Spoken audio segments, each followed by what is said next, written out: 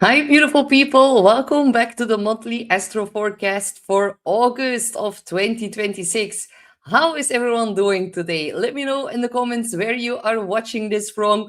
We've got a lot to cover today because we're still in the aftermath of the full moon in Aquarius that was conjunct Pluto. That was a rather intense one, and we're still feeling it. For me personally, it was rather magic. If you are able to surrender towards Pluto intensity, then it could have definitely also brought you a lot of magical stuff. Hi, Ravenclaw from Kansas. So happy that you're joining us today. And of course, guys, do not forget to like, share, and subscribe here at the Jean Claude Beyond Mystic platform on YouTube. And of course, we're also streaming live on Rumble and X.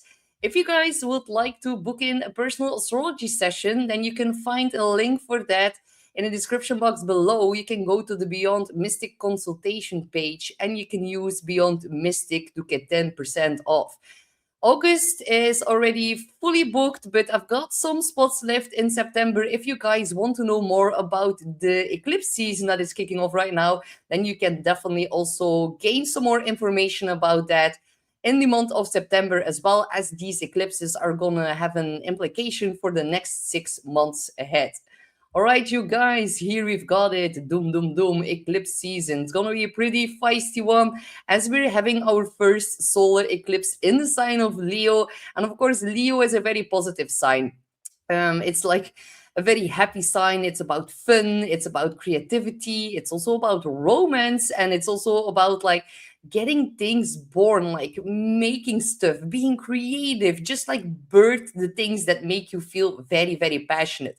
So this is definitely gonna bring some rumblings on the world stage, as Leo is also the sign that rules over the world theatrics and a bit of drama that comes with that as well.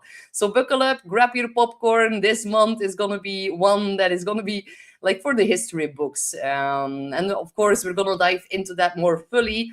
And I also want to mention you guys that today I will be a little bit more quick on this monthly forecast, as of course the beautiful Elena is also going to host the Beyond Harmony show an hour after this. So I'm going to keep it short and concise, but I will give you all the information that you guys need to buckle up for the month of August.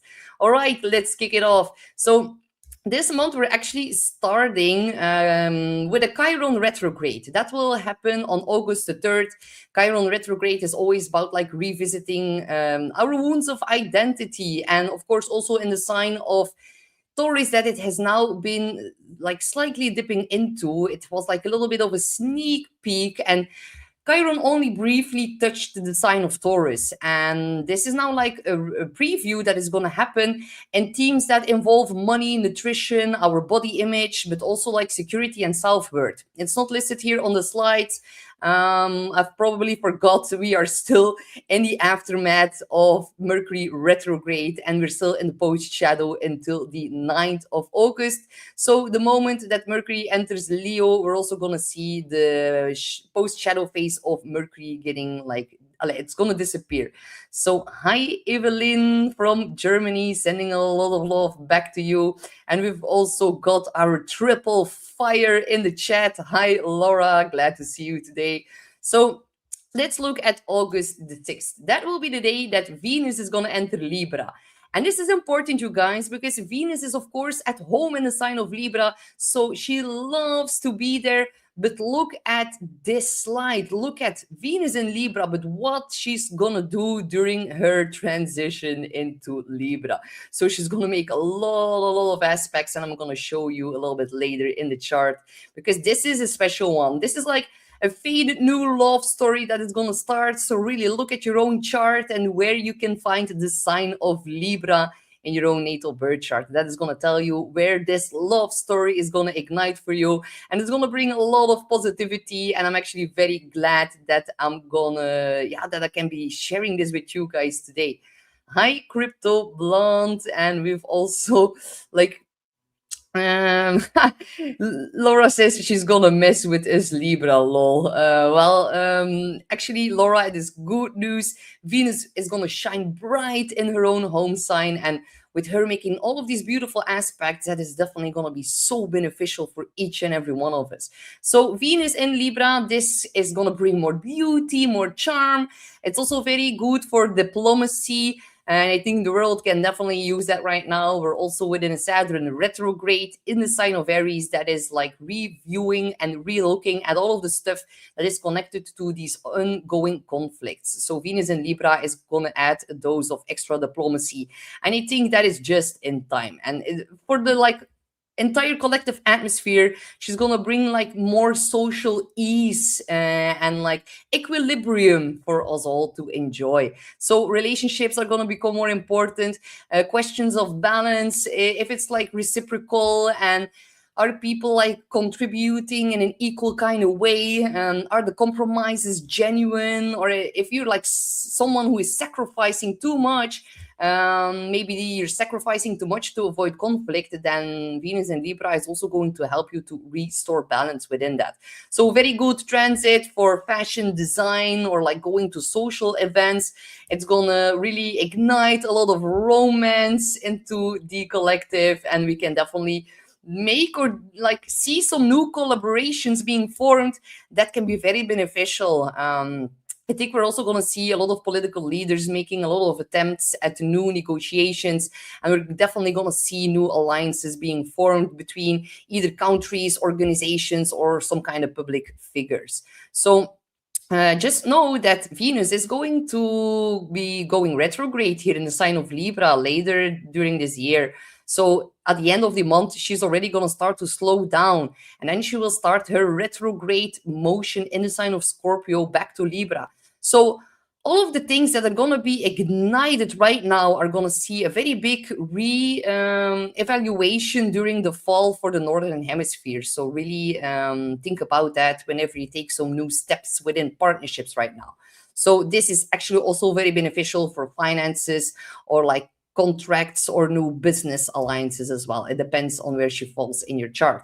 Then on the 6th of August, also, we can see Sun in Leo trying Saturn in Aries. This is a very like constructive fire aspect. Leo is the one that brings us confidence within our creative vision, and Saturn gives us then like the discipline to act on that vision. So excellent time if you want to create a new plan or accept a new responsibility or really start to build something that is like connected to your authentic identity. So this is definitely the energy to be able to build a structure and also being able to support that. So very beneficial energy. And definitely on the world stage, we're going to see some governments and also leaders that are going to present themselves very strong, very organized, very disciplined, very capable, very mature.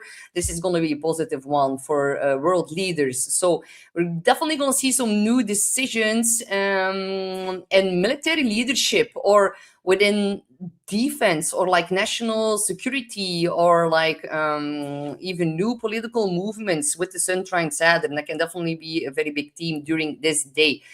It wants to ignite responsible courage. So this is definitely a good one. And also know at like the end of the month, we are going to see Jupiter trining Saturn as well. So this is already a sneak peek of what the Jupiter trine Saturn is going to bring by the end of the month. This is going to be positive news, you guys. So glad to be sharing that. On August the 9th, Mercury will enter Leo. So Mercury, the sign of communication, the spoken word, writings, letters, documents, all of that is going to become a little bit more feisty, fiery, a bit louder, a bit more confident, and a whole lot more theatrical. So people are going to express themselves more fully in the Leo kind of way. Also know that Jupiter is in Leo, that it's going to amplify the positivity and the roaring of the Leo even more fully. So this is beautiful. Definitely, if you're like some kind of an artist, or if you need to be on stage for some kind of reason, then you can definitely promote your work or like advertise it in a way more light-hearted kind of way. And we're gonna see some very big announcements, you guys. Big announcements. Mercury in Leo is already big. The fact that Jupiter is there makes it even bigger. And we're also going to see a solar eclipse in that sign with Mercury and Leo as well. So this is like oh my God, new announcements are going to be delivered with like enormous confidence, even when like not all the facts are fully available or witnessable during that time.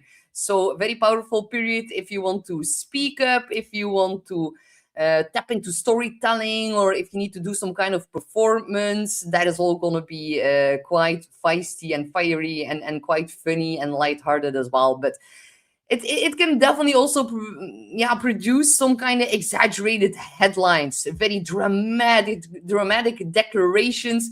And if we're going to see some arguments and fighting going on, and that is definitely going to be driven by pride, and I would be very careful with that this month, you guys. And this is going to be the best tip that I can give you. Humbleness is going to be the key towards victory. And we're going to see some people lacking humbleness in the upcoming month. Try to look at it in a funny kind of way. Leo can be like overly optimistic with Jupiter right now, or overly like confident, and sometimes we a little bit with the south node arrogant. And we need to let go of our arrogance. We need to let go of the need to take the entire spotlight. True leaders make sure that there is room for everyone to be able to shine. So keep that in mind. Some people are going to be overly attached towards external validation. That is also something that we need to let go of. And if that's not possible, then that can lead towards a little bit of bickery from time to time. So I see a lot of more people are joining in the chat. Hi, Rachel. And we've also got Watkins Cat House. That is such a cool name. And hi, Monica. Sending a lot of love back to you to Texas. And Gray here as well. So cool to see all of you guys. All right, let's continue. So we're going to see between the 9th of August, also look, guys, between the 9th and the 11th, we also are going to see a lot of aspects between Mercury, and here we can see Mercury with making an opposition to Leo, trying to Neptune, and then on the 9th here it enters Leo, but it will like touch a lot of outer planets in the first couple of days that it enters the sign of Leo. So Mercury and Venus, they're both like gonna activate Uranus, Neptune, and Pluto, and they're all gonna create a very unusual kind of active configuration, you guys. And this is like so cool. We're gonna look back at the end of the year to the month of August, and we're gonna be feeling like, okay, that is when 2026 fully started. That is the time when we were able to let our hair down. That was the time after the famous Mercury retrograde in the sign of Cancer that made everyone like bawling their eyes out. It was a very sensitive retrograde. But now I feel like it's full force ahead. And now people are definitely gonna like gallop on their fire horse for sure with the eclipse in the sign of Leo. So it can bring like massive creative breakthroughs. A lot of like unexpected alliances are going to be formed in the month of August, and that is definitely going to be very beneficial and help you on the next leg of your journey. So yeah, you're going to see like people being more like-minded and coming together, also with the North Node now in the sign of Aquarius, and that leads towards like a lot of creative potential. And when air and fire, they are so beautifully working together right now, that can generate a lot of ideas and give a lot of people the like lacking necessary confidence to finally act on them. So have you already felt that? I, as a fire sign, have definitely been feeling that there are like a lot of sparks getting ignited, and I'm actually very happy for the month of August. Hi, Patrice. Lots of love back to you. And we've also got Pink's Sparkly Juju and Betty Moonshine. Looking forward to our reading in a couple of weeks. Oh, I'm so happy that I will get to meet you in person within the next couple of weeks during the very important eclipse portal. That is going to be so interesting. And hi, Colette. Colette says, I'm going to be 70 tomorrow, August 1st. Yay. Oh, let's all drop a happy birthday in the comments for Colette. That is going to be one hell of a solar return. That is within the eclipse portal already.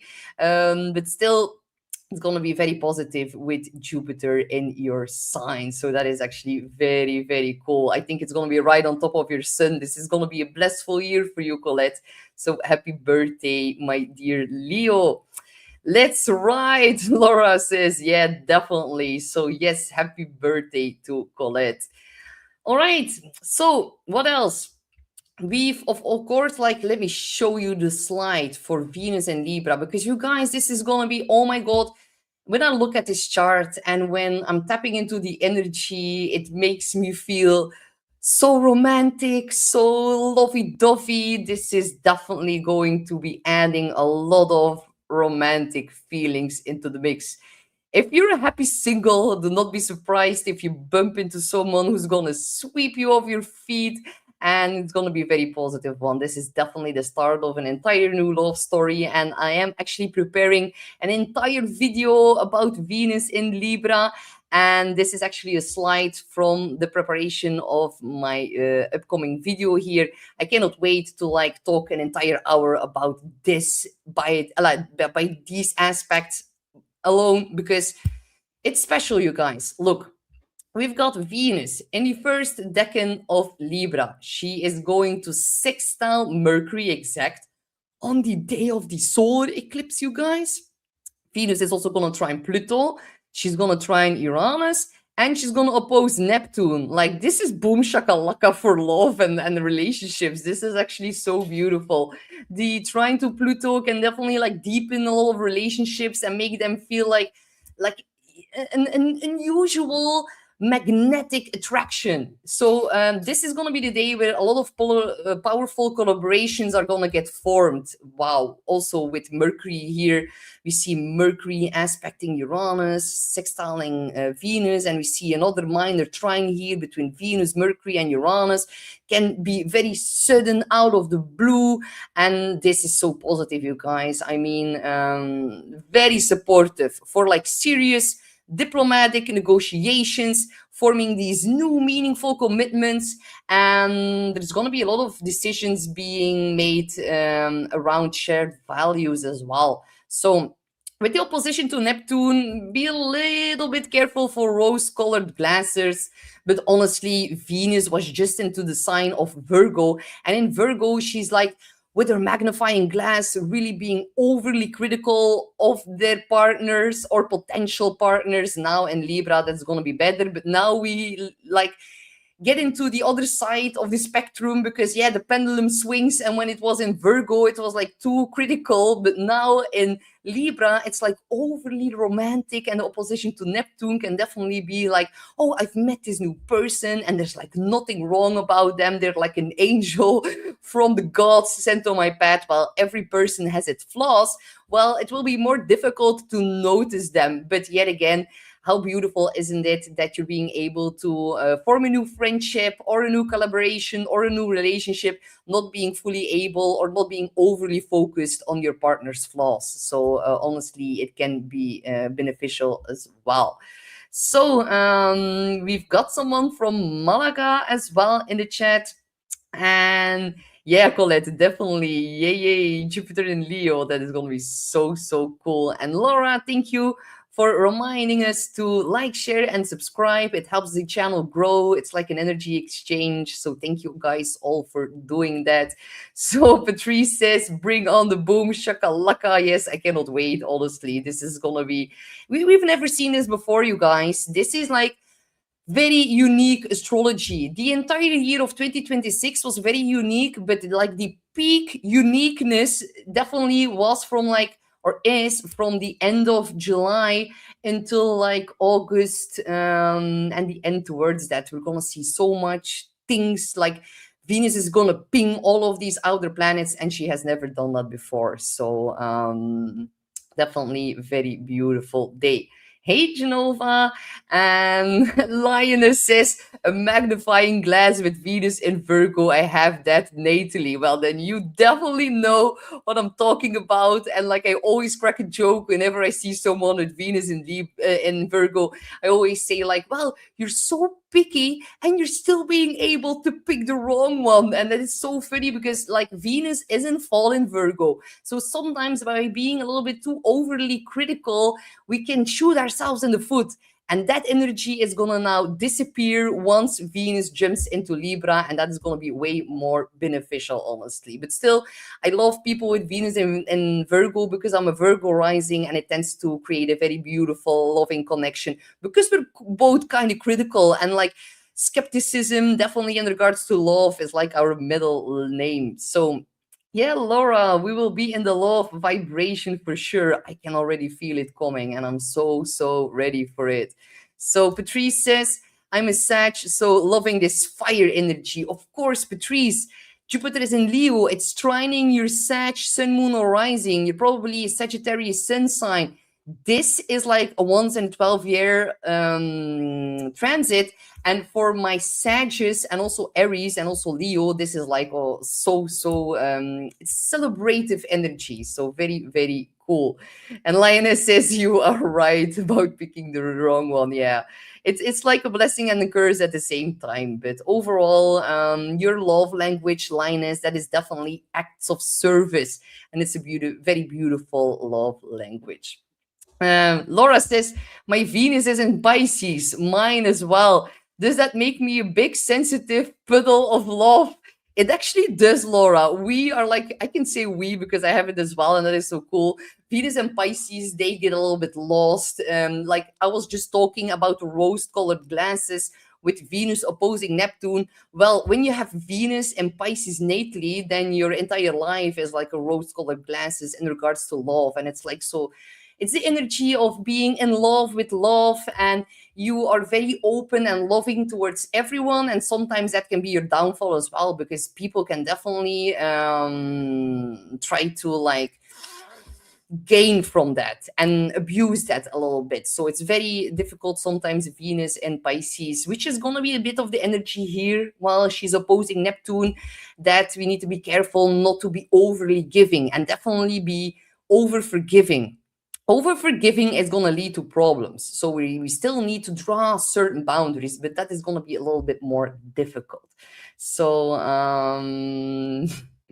amen to that, Laura, indeed. All right, so with the opposition, it can be like extraordinarily romantic, but it can make it a little bit more difficult to see people and situations like fully clearly. If you're within like the arts, or like it's like very beautiful energy here for creating music. If you're into photography, art, film, good for spirituality, for imagination as well. And people are definitely going to experience very powerful attractions. Maybe they feel as they have met someone that is very like destined to be with. It can be in a platonic friendly relationship, or within a love relationship as well. Um, so then on August the 11th, Venus is going to trine Uranus. So this is like surprise, you didn't see this coming, but I'm going to give you some goodies in regards to love, money, and it's going to be very unexpected and coming out of the blue. So it can be an unexpected attraction or an unexpected invitation. It can also be an unexpected financial opportunity. Definitely, for example, for me, Libra is on my second house cusp, so it deals in regards to finances. So it's going to be very different for everyone depending on where Libra falls in your own chart. And this can definitely launch like a new trend within fashion or within culture, like overnight.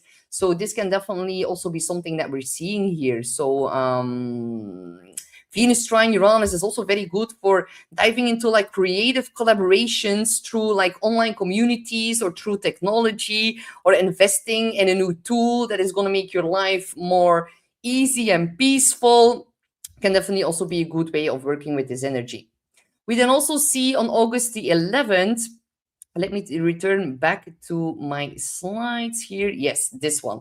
So on August the 11th, Mercury is going to oppose Pluto in Aquarius. So this can definitely be the most intense aspect of the month that is connected to communications. So Pluto represents power, secrecy, manipulation, and it can also be about exposure or truth coming to light. Mark your calendars, you guys.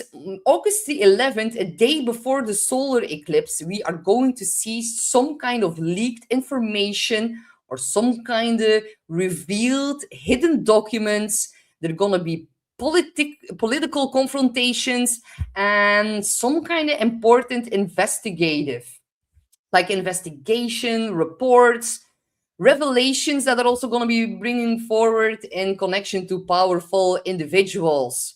So yeah, Fauci and his Fifth Amendment, it's not going to work. So look what happens on this date with him, because in Dutch we say zwijgen is toestemming, which means keeping silent is actually confirming that what they're telling is the truth, and that could be confirmed here on this specific day. So grab your popcorn, because Fauci, he's not gonna get away with it. No, not at all.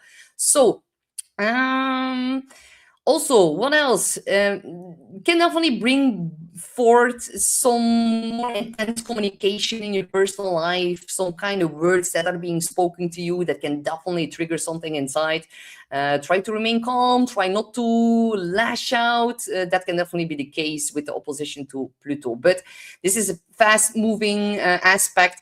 On the world stage, you can definitely see some very important discussions that are going to be about censorship, AI, the data centers that are being built, and all of the wildfires that are getting ignited because of that as well.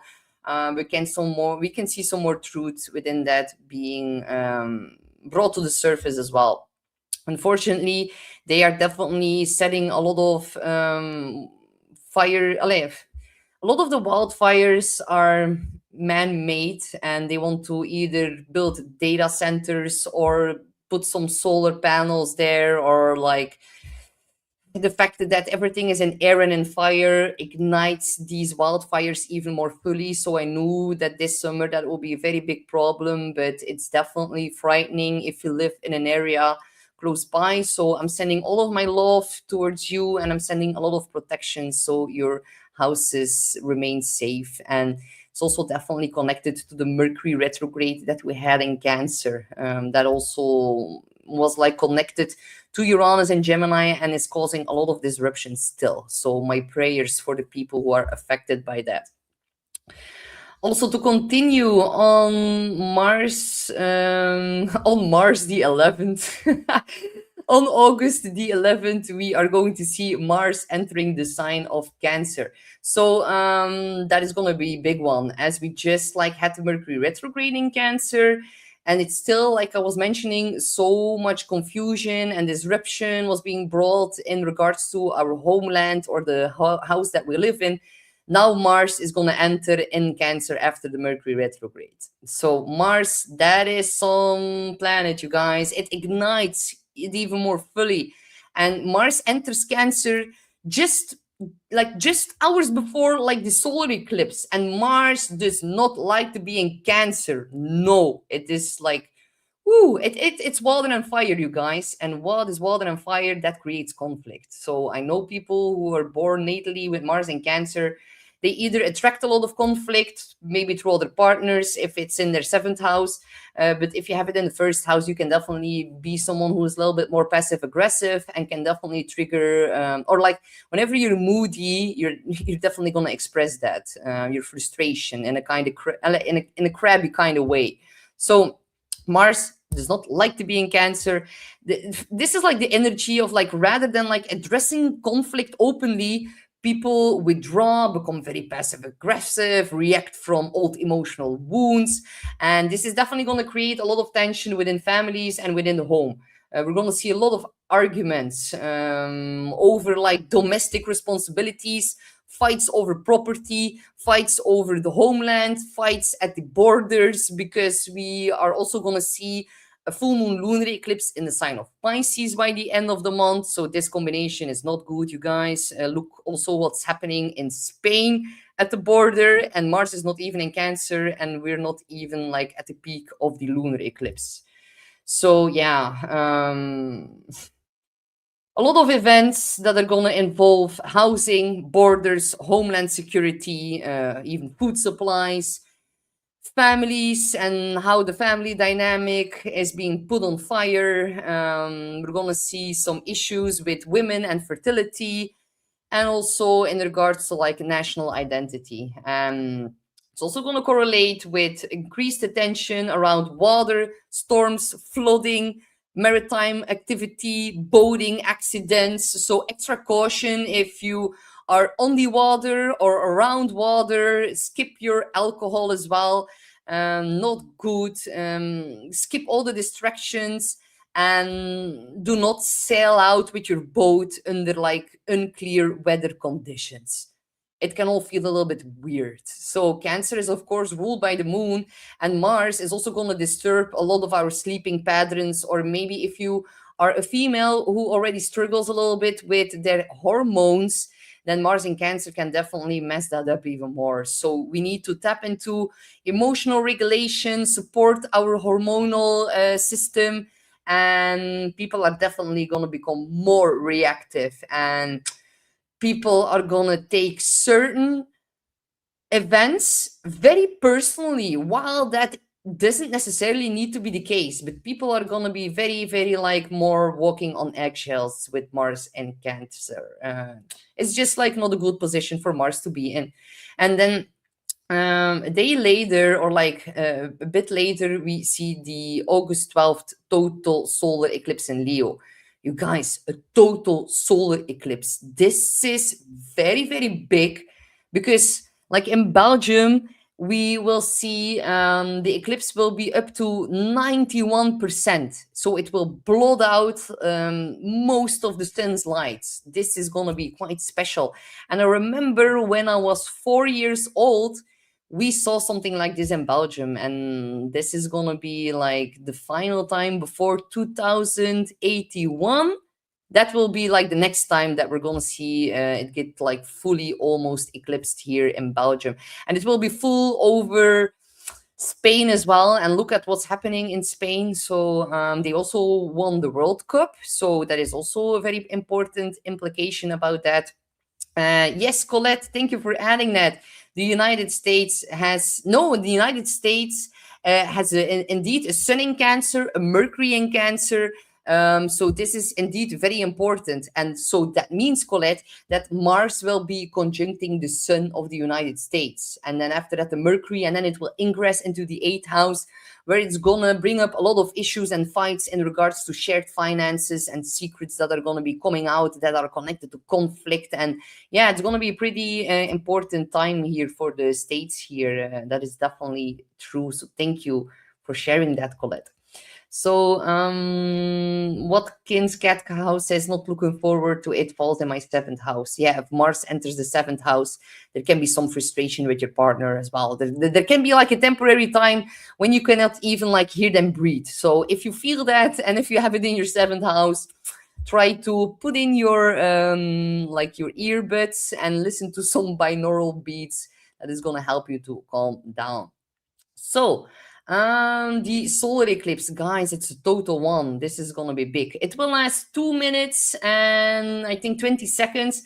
But the next eclipses, we're gonna see some. We're gonna see one that is gonna be, the totality will last like 7 minutes. That is gonna be so wild. That is for next year of 2028. It kind of slips my mind right now, but this is like a preview of the crazy solar eclipse that will happen later in the sign of Leo as well. And you guys, this is going to be, Colette says, yeah, good thing Congress going on vacation, lol. That is funny. Thank you for adding that.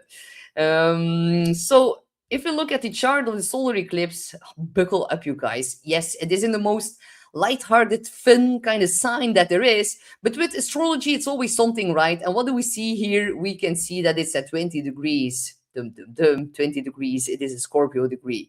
So yeah, still adding a lot of intensity and feistiness here of the Scorpio transformative. Revealing energies here into the sign of Leo. We are going to get to know some important secrets of certain world leaders, and it's gonna be very, very, like, it's gonna be stirring up some deep, deep issues. but it has a very positive implication to transform the depth of our emotions, and it's definitely trying to bring us into like deeper contact with our inner child as well. So, if you look at the path of the eclipse, it will go over Russia, Greenland, a part of Iceland. It's going to continue through Spain, have a very big implication on the UK, on Belgium, on France. This is going to bring some rumblings, you guys. Greenland is going to become a major geopolitical topic again in my, yeah, that is what I expect here. And it's gonna bring some issues, or it's gonna give some issues in regards to that. But Leo is ruled by the sun, so the solar eclipse is within its own sign. Major, very, very, like, it has like a lot of, it adds just a lot of weight into the scale, you guys. Having a solar eclipse within a sign that is ruled over by the sun, this is big, and it's gonna be something that we are all going to be remembering quite for a long time. So, Leo, that is like people who are in the center of attention or who are very prominent on the world stage. Think about presidents, monarchs, CEOs, prime ministers, celebrities, performers, people who are very, very famous, influencers. All of that belongs to Leo. So we're going to see a very big dramatic turning point surrounding all of these powerful or like highly visible figures. And we are definitely going to see a fall from grace or like someone losing their power. We're going to see a major resignation. We're going to see a very big public scandal. And we can even see like the death of a very prominent figure, you guys, because it's at the Scorpio degree, you guys, and it's an eclipse, and it's in Leo, the sign that rules over world leaders. So this is gonna change some stuff up, you guys. And with the south node here, it is definitely, if they have not been using their Leo traits in a healthy, beneficial, empowering kind of way, then now karma is gonna bite them in the ass, you guys. So prepare yourself for that, because leadership and authority, they are entering a very big period of change. And of course, the eclipse, it trines Saturn in Aries. So another major aspect that rules over leadership. And Saturn rules over the government and institutions and leaders and the rules. And yeah, so this is like, yeah, a big one. Of course, Saturn, that is about restrictions, consequences, the need to face reality about certain stuff. And Aries, that is connected to the stuff of like conflict and military actions, and if people are using their Aries fire in a beneficial kind of way. So this is gonna be some kind of attempt to control or to limit a certain conflict, and we're gonna definitely see some more restrictions that are gonna be connected to our fuel crisis, and this is gonna put some pressure on specific countries. And the trying to Saturn in our personal life can definitely help us to create more structure or to control a certain outcome after like a period of instability. That can definitely add some more like stability into the mix here, you guys. But with Jupiter and Mercury also here in Leo, Jupiter brings a lot of visibility and can bring a lot of success and a lot of fame, but that will not be the case for everybody. It depends on how well you balance the Leo sign. For some people, it can mean a very important breakthrough or a very big moment of recognition.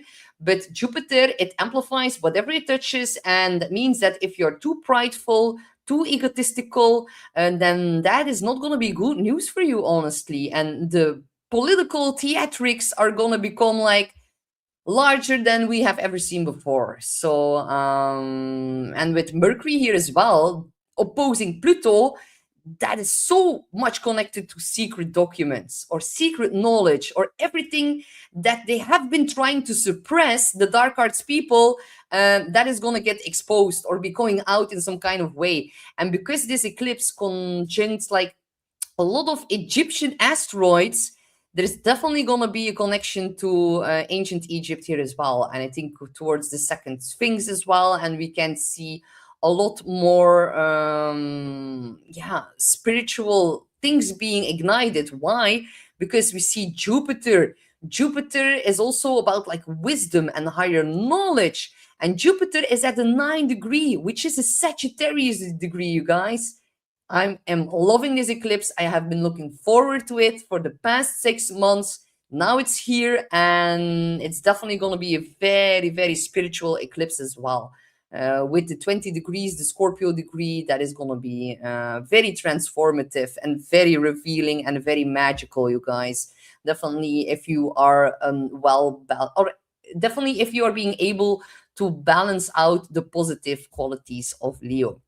But this eclipse is gonna fall on the Pluto South Node conjunction of Putin. So for him, it could bring some very drastic rumblings. Honestly, some kind of an end. It could even be an end of power, or someone that is very important for him falling away. Maybe even him falling away. Although I definitely do not want to manifest that.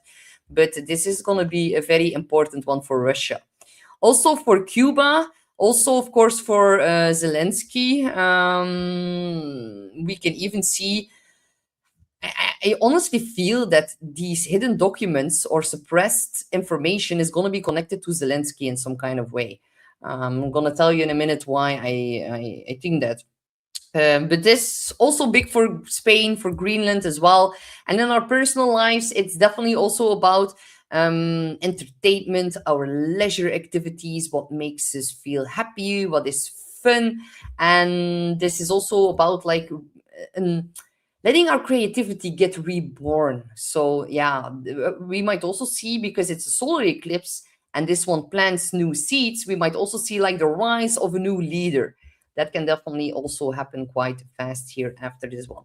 But yeah, with the Scorpio degree, all of the visible drama of Leo, that might also be like an attempt to try to conceal the deeper layer, or like the deeper battle involving like who's really in power, who's really loyal, who is in control. Is there secrecy? Is there betrayal? So that is going to be a big one. So look at all the presidents, all of the monarchies, all of the powerful families within the dark arts people as well, like the Khazarian mafia and all of that. And it's going to be a big one for these guys, and they're not going to be able to escape their karma. Definitely not in the next 18 months with the South Node in Leo. So I'm going to do a whole eclipse video about this one as well, because there's so much to say, honestly. But let's continue here with the month of August. We've also got, of course, have I been over Mercury? No, I have not been touching upon that. Mercury is gonna sextile Uranus, and Mercury is then also gonna sextile Venus. And then a bit later, we can also see Mercury conjuncting Jupiter and Leo. And that is gonna be a fun one, you guys.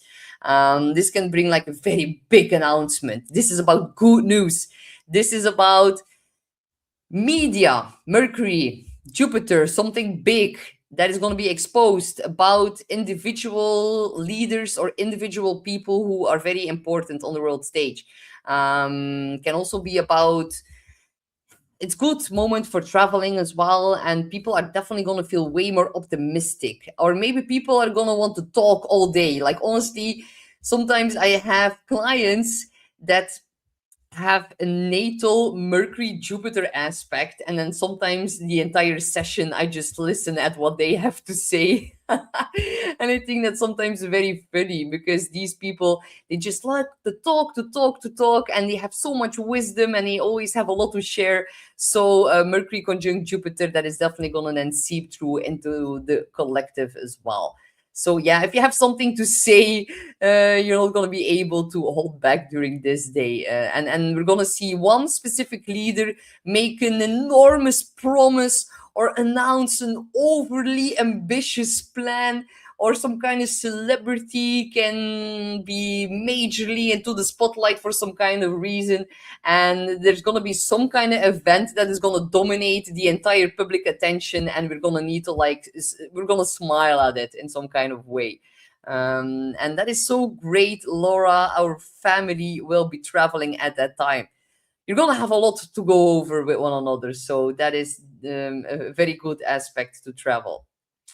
Sprinkle 777 says, I'm not too sure about how I feel about life lately. Yeah, it's the aftermath of the Mercury retrograde, Sprinkle, so it's gonna get better, but I definitely understand how you are feeling. I have been feeling the same with the Mercury retrograde. So luckily, it's almost out of post shadow. That is good news, you guys. So, what else? All right, so this is so beautiful. We have Mercury conjunct Jupiter, and then 2 days later, we see the two benefics, Venus and Jupiter, within a sextile of one another. This is like one of the best like windows for being social, for getting like good financial news, being lovey-dovey.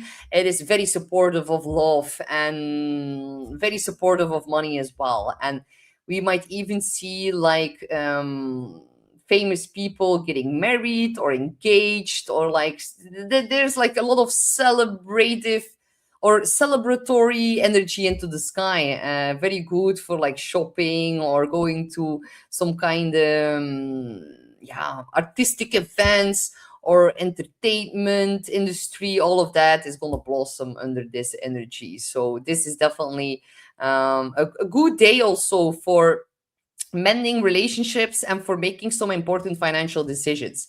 Venus is all about enjoying the finer things in life, and then Jupiter is amplifying that. So pretty cool stuff this month, you guys. But then on the very same day, and there's always something like Mars in Cancer is squaring Neptune in Aries, and that is gonna create a little bit confusion. Maybe we do not know which is gonna be the right action to take. People can feel like they're moving through a certain fog, and this is going to coincide with certain military actions that are going to be either unclear, deceitful, very like behind someone's backs, or like very like deceptive. And we need to be a little bit careful for misinformation about strategic military steps here.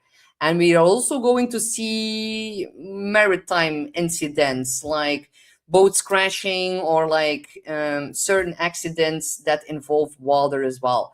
We might see an important storm or some kind of flooding. Be careful with chemicals, pharmaceuticals, and also contaminated water. That is something that we need to be mindful of during this time.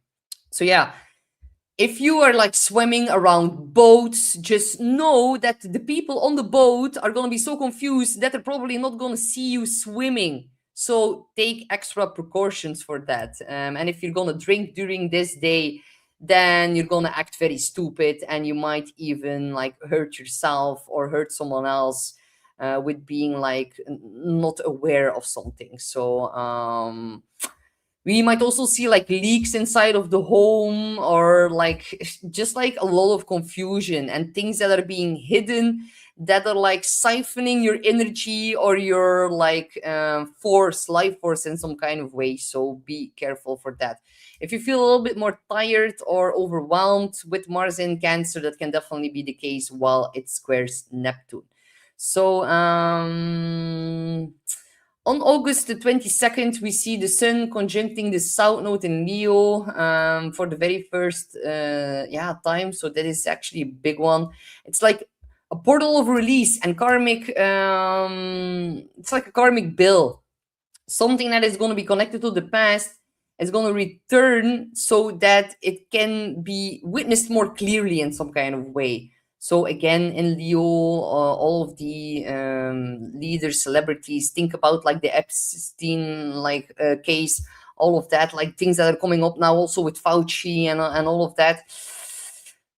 It's gonna expose like the shadow side of Leo, like ego, entitlement, narcissism, celebrity worship. That is definitely gonna be a key theme during this day.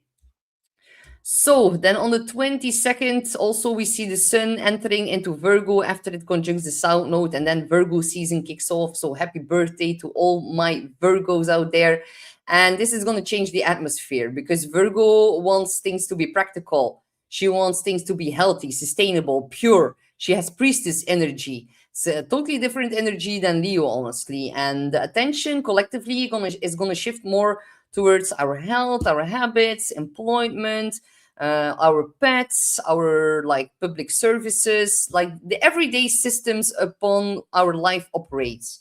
So this is definitely like, it's like the government or certain important organizations are going to have to deal with like the practical aftermath or like the consequences of the developments that occurred by the solar eclipse. And then there's going to be some kind of new rules or new things getting administrated or something in those regards. And that is definitely going to be a very busy time for them to adapt to whatever has changed.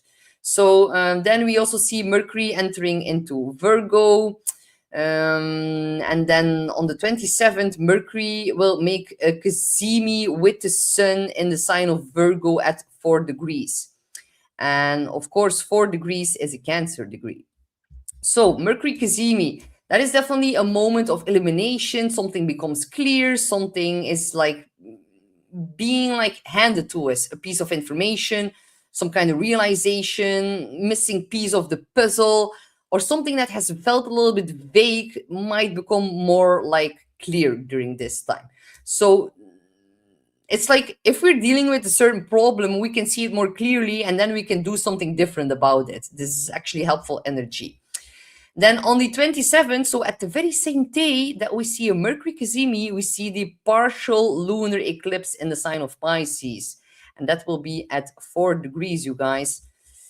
This is also an important one because this is bringing like a third and also final eclipse in a series of like 3 in the sign of Pisces. So this is the third, final, last one. Like I'm glad to be sharing this.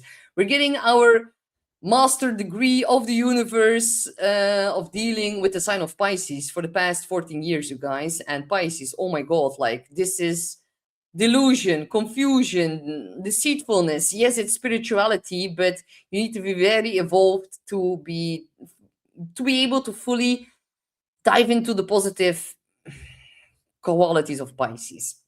Think about think back to like September of 2024 because that is when this energy started, and now it's seeing some kind of a completion in that. So lunar eclipses are more sensitive. They bring endings. They bring revelations. It's about emotional releases, and Pisces rules over our dreams, spirituality. It's also about compassion, wholeness, but confusion is always in the mix here, you guys, and we're not being able to see things clearly. And it can be about escapism and addiction and deception. It can trigger things where situations like where like the boundaries have disappeared. And the collective theme for this one is going to be hospitals, pharmaceuticals, healthcare systems, spiritual or religious organizations. Oh my God, this can be like we're gonna see some stuff getting revealed that is gonna be connected to the church or the Vatican or some kind of religious figure or like the Pope or like this might be a big one for that section over which it's gonna rule. But it can also be about mental health, substance abuse, addiction, like the whole fentanyl crisis that is just like emerging in a whole lot of cities. Pisces also rules over our oceans, maritime events, and you guys, with the full moon lunar eclipse here in Pisces and Mars still like squaring, and Mars is still in a square sign from Neptune and also Saturn, you guys. So we're going to see a lot of issues at sea or the Strait of Hormuz and also the Red Sea that is now also being blocked. That is not going to get any better, you guys. We might see a lot of deception, a lot of misinformation, a lot of like concealed suffering, and the underdogs of society really suffering under this energy, and that is being illuminated and being brought into the collective awareness, you guys. But we already know because we have been through this axis or like this eclipse axis for the past 18 months.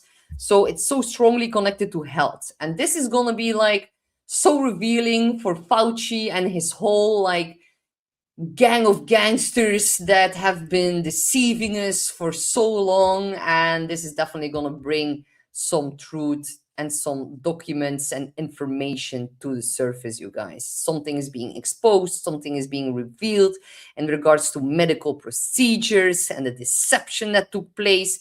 And this is like the final eclipse in Pisces for a very, very long time. So we have been dealing with this Pisces energy, and I think a lot of people are so over it. And think like on a personal level, who's absorbing your energy, who's stealing it from you, where do you have boundaries, are there is there stuff leaking, which relationships leave you feel exhausted, where do you need like stronger emotional and spiritual boundaries.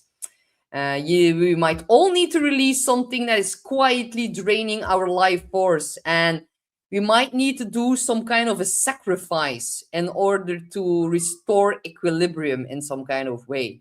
So, yeah, this is about surrendering towards what's happening, but this is definitely going to highlight immigration so much again, and all of the displaced people and the disputes around the borders, or like the situations in which like all the national or personal boundaries have become unclear. And because Pisces also rules over the ocean, we are going to see some very important developments that is connected to water, shipping, flooding, again, maritime, like marine life, maritime law, even events at sea are going to be very important.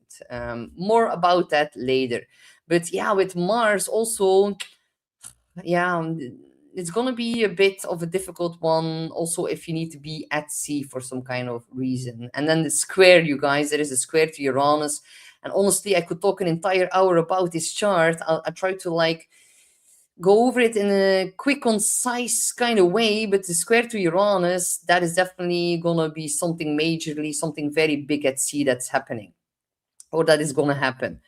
When the north and the south node were squaring Uranus, we saw the two heavy, disastrous earthquakes in Venezuela, and Gemini rules over things being doubled. So we are going to see more than one striking, disastrous event at sea, you guys, and that might definitely be very sad.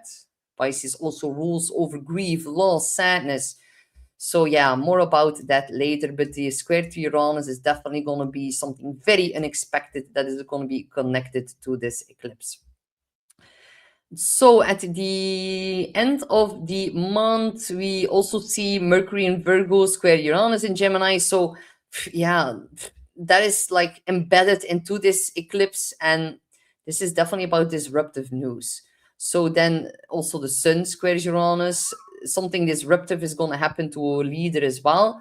And then we also see Jupiter and Leo trine Saturn in Aries, and that is definitely something that I quickly also want to highlight a bit more, because yeah, Jupiter trine Saturn, there is so much stuff that needs to be said about this, you guys. Oh my god, this is like connected to Jupiter is about growth and confidence and vision in the sign of Leo, and then Saturn, that is about commitment, discipline, and structure. They are in a harmonious trine, so there is a possibility of like expansion, and that happening in a sustainable kind of way. And this is like the first in a series of stabilizing trines that will continue to develop all the way into 2027. So this is very good for like bringing in a new foundation, or to build or plan something new that can grow, and it's going to be sustainable growth, which is very important. We are now seeing the first trine. We're going to see a second trine in April and a third trine in July of 2027. So this is like a building phase, and it's actually very beneficial because they are in a harmonious trine. So for ourselves on a personal level, this can be very good for like building a new foundation. For like Jupiter is going to expand while Saturn is going to regulate, and Saturn is of course also the planet that is a very big influence for the government. So think about like the rules, governments, institutions, laws, economic restructuring, all of the systems that shape our life, and that we need to like follow certain rules. that is getting amplified. We are going to see new laws being like new laws, new rules are all going to be implemented. And I see a lot of astrologers being hyper excited about this one. But if you look back at the synodic cycle of these two bad boys, then I do not know if it's going to be such a positive news, honestly. Why is that? If we look back at the start of this cycle, that was Jupiter conjunct Saturn in the sign of Capricorn during 2020. So that happened actually in December of 2020. So you guys, that was the start of like the whole bureaucracy, all of the new rules being implemented, the QR code that became mandatory. So yeah, John says bureaucrats be gone. Yeah. And you guys, it's an effortless trying. So it's like gonna come by itself. It's not gonna face a lot of resistance. This is connected to technology, digital networks, and like Klaus Schwab, his wet dream of systems of governance and all of that. That's like the best way that I can put it. And sorry for my blunt language here, but unfortunately it's also like connected to yeah, when the injection started and when the QR code started and when even the pandemic 3D got into force. That was actually during a square of Jupiter and Saturn that we saw in 2024 2025 when they had a lot of issues pushing that through. So it's going to be connected to new systems of control and governance and biometric data and all of that weird. I was gonna curse, but I need to be careful here with my Aries mouth. But yeah, this is gonna be like a next step into that direction. Do not freak out when I say that, you guys, because now it's going to get installed, but in 2030, we're going to see an opposition between Saturn and Jupiter, and then all the things that are now going to come into our reality are going to face opposition in 2030. So Klaus Schwab, his Agenda 2030 is going to receive opposition during that time. So I think that is why they're now going to try to push things through, but they're not going to be here to stay. So do not freak out. It's going to be a short period in time, but we know that they like to do that. So yeah, it's not gonna stay like this for sure. To end the collective energy, I just quickly also want to mention that Venus in Libra is gonna enter her pre-shadow like phase when she's gonna go retrograde into that sign. So Venus is gonna start to slow down and we're gonna like feel those effects. She's gonna revisit all of that, but I already kind of touched upon that during the beginning. And Mars is also starting then to square Saturn on top of all of everything that is going, and then we can feel like we hit a kind of wall in the collective because Saturn is gonna impose some kind of restriction that is gonna come into the first 2 weeks of September, but more on that later, of course. So, you guys, look, Elena is gonna be bringing such beautiful 8 week guided meditation journey to you guys, and she's gonna help you to cultivate a deeper connection with abundance and by setting your intentions in the correct kind of way and to find more inner peace. So, yeah, with all of the rumblings, definitely by the end of August, it's gonna be very necessary to tap into meditation and to be grounding ourselves more fully through this important portal of change. So you can go to the Beyond Mystic Academy and you can use Abundance 10 to get 10% off. And while we're at it, you can definitely bear Elena's beautiful meditation journey with the Abundance Pyramid of Carla for a deeper energetic experience. So she is now giving you 30% off, and that will be on the Abundance Pyramid and also the Abundance Crystal set. So definitely with the sign of Leo, which also rules over the stock market, but also over gold and all of that is getting eclipsed, it's going to be very useful to have some crystals that are going to help you with the abundance. All right, let me pull a card for the collective before we very quickly are going to touch upon each of the 12 signs. And thank you, Laura, for sharing the links into the chat. So if you guys want to check out the promo, then you can definitely click on the links that Laura is providing for you guys in the chat. Thank you, Laura. You're such a sweetheart. All right, let's look at what Spirit wants to say for the month of August and where we can focus more on for the entire collective. Oh my god. Bird mysteries. That is so wild and so cool, you guys, because Leo is the sign that rules over birth. It's like birthing a new creative project, birthing an attraction, or like an actual child, children. That is also connected to Leo. So we're going to see a lot of stuff and hidden, like things being like again revealed that it's connected to children. But like for our personal life, it is what are you being called to create? It's creativity. So birth something new. It's gonna be a whole new start. And it's definitely also about letting our hair down and tapping into our creative abilities. And that is gonna get ignited. So a very good time for having fun. I think the more we're gonna let our hair down and the more that we're gonna dive into new passions, new hobbies, the more new things are gonna get birthed by themselves. So make enough time for fun. Sometimes the most important like insights or things like breakthroughs are happening actually when we are chilled out, laid back, when we are within like equilibrium within ourselves. So that is definitely something to be focusing on in the month ahead. So let me just change my slides. So here we're gonna go quickly over the 12 signs. So let's start with my Aries sun, moon, or rising. You're gonna have a solar eclipse in Leo in your fifth house. This one is gonna trine your sun, moon, or rising, you guys. This is gonna be a lot of good news. This is triggering everything in regards to children. You might even get pregnant. You might birth a new creative passion or discover a new hobby. Very beautiful for romance. And this is definitely making you feel like genuinely alive. Like, listen to what makes your heart sing. Look at what made you happy when you were a child. You're gonna discover a new hobby. It's also perfect for starting a new business that is actually based on your talents.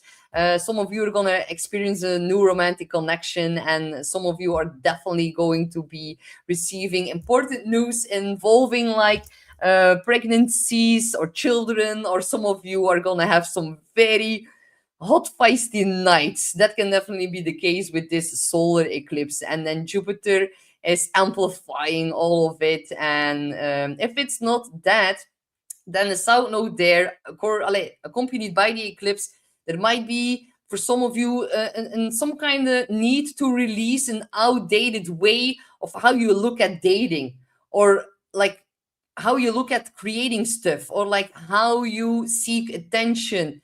And I'm so glad that Linus says bird resonates. If it's not your own actual birth, it can be your children that are telling you that they're pregnant. It can also be about grandchildren here. And Laura says, holy moly. Yes, Laura, this is going to be such a good one for us. I'm looking forward to it. And hi, we've got Lena's Matrix here as well. Thank you so much. It's gonna get spicy for us Aries. That is definitely gonna be the case. So buckle up, be careful if you do not want to become pregnant. Take your precautions because it's gonna be necessary. But overall, just like let the creative juices flow in whatever way you would like to. That is definitely going to be a whole lot of fun. And with Jupiter in the fifth, that is expanding your creative confidence like massively. And it really encourages you to have more confidence, to go after the things that you desire, to take your talents to like and amplify your talents more, and happiness, passions are all being amplified. And look, you guys, Venus is in the seventh house at the same time. Oh, some of my Aries are gonna meet the love of their life during this energy, and I'm like not over exaggerating. John says pregnant with a question mark. I am not pregnant, no. If you were asking that to me, nope, not pregnant.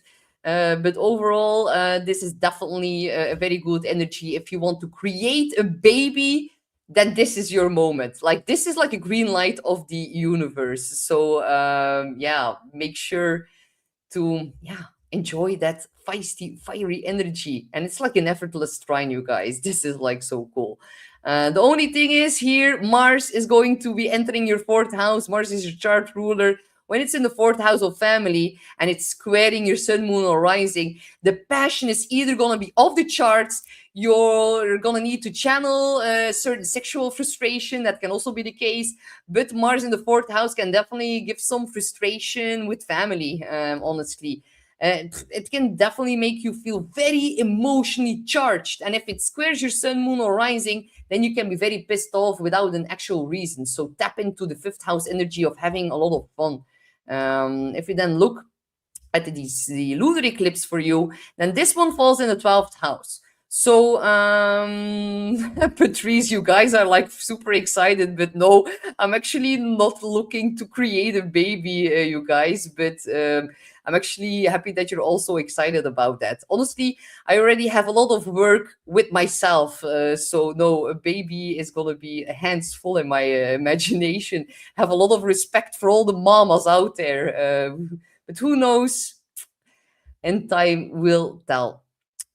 Also, the lunar eclipse here in your 12th house, that is definitely a very big emotional culmination that is connected to rest, mental health, spirituality, hidden patterns, and this is like about closure, you guys. So this is like like a major emotional release, and some of you are gonna let go of an addiction, of some fears, coping mechanisms, self-sabotaging behavior, and being able to finally release that. Or there might have been some private burdens, like things behind the scenes that have been quietly draining you, are going to be able to release that energy.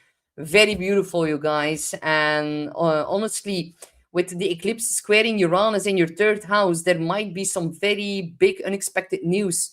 Either a revelation, or like a very revealing conversation, or a sudden realization, something that could change your entire mind around. So if you feel more tired, more emotionally sensitive, know that it's normal, but it can be very, very beautiful and spiritual, as this is definitely gonna be like divine intervention, and you're gonna have a lot of synchronicities. So do not be afraid to follow them if they are like being shown to you, the signs of the universe. Profound messages through dreams as well can be a very big spiritual awakening, or like the culmination of the past 2 years or of going through a spiritual awakening. So good luck, Aries. We have Taurus, Sun, Moon, or Rising. All right, my dear Taurus, the solar eclipse will be falling into your fourth house. So your fourth house, that is of course connected to your home, your family, property, your roots, your ancestral lineage, your emotional security. So honestly, Taurus, you can actually also move, or your family is getting expanded. You're also one of the signs that can get pregnant, or someone within your family can get engaged, or like married, or a lot of festivities within the family, or either your children are creating children. That is also very applicable here because you have Leo on the fourth house cusp. So this is actually very powerful for moving, renovating, changing something within your living arrangements, or making certain decisions that involve property or real estate. So you might definitely also welcome in a new family member. Maybe your daughter or son are going to tell you that they have a new boyfriend or a new girlfriend, or maybe they're going to tell you that they're going to start creating a family of their own. So that is definitely beautiful. Jupiter expands your fourth house of family. Some of you are definitely going to release old family dynamics as well, and cut through certain ancestral curses or certain burdens from the family that is no longer necessary, and that you will not be continuing to like pass on within your lineage. So very powerful time, you guys. Your chart ruler Libra, your chart ruler Venus is in Libra, my dear Taurus. It's in the sixth house, creating a lot of momentum. Look, like there is a very big kite pattern also going on during the solar eclipse. This is like gonna like for everyone. This is like upstay. And how do you say upstay in English? It's like a launch into the air. It's very positive, you guys. For you, the positivity is being fueled into your family dynamics.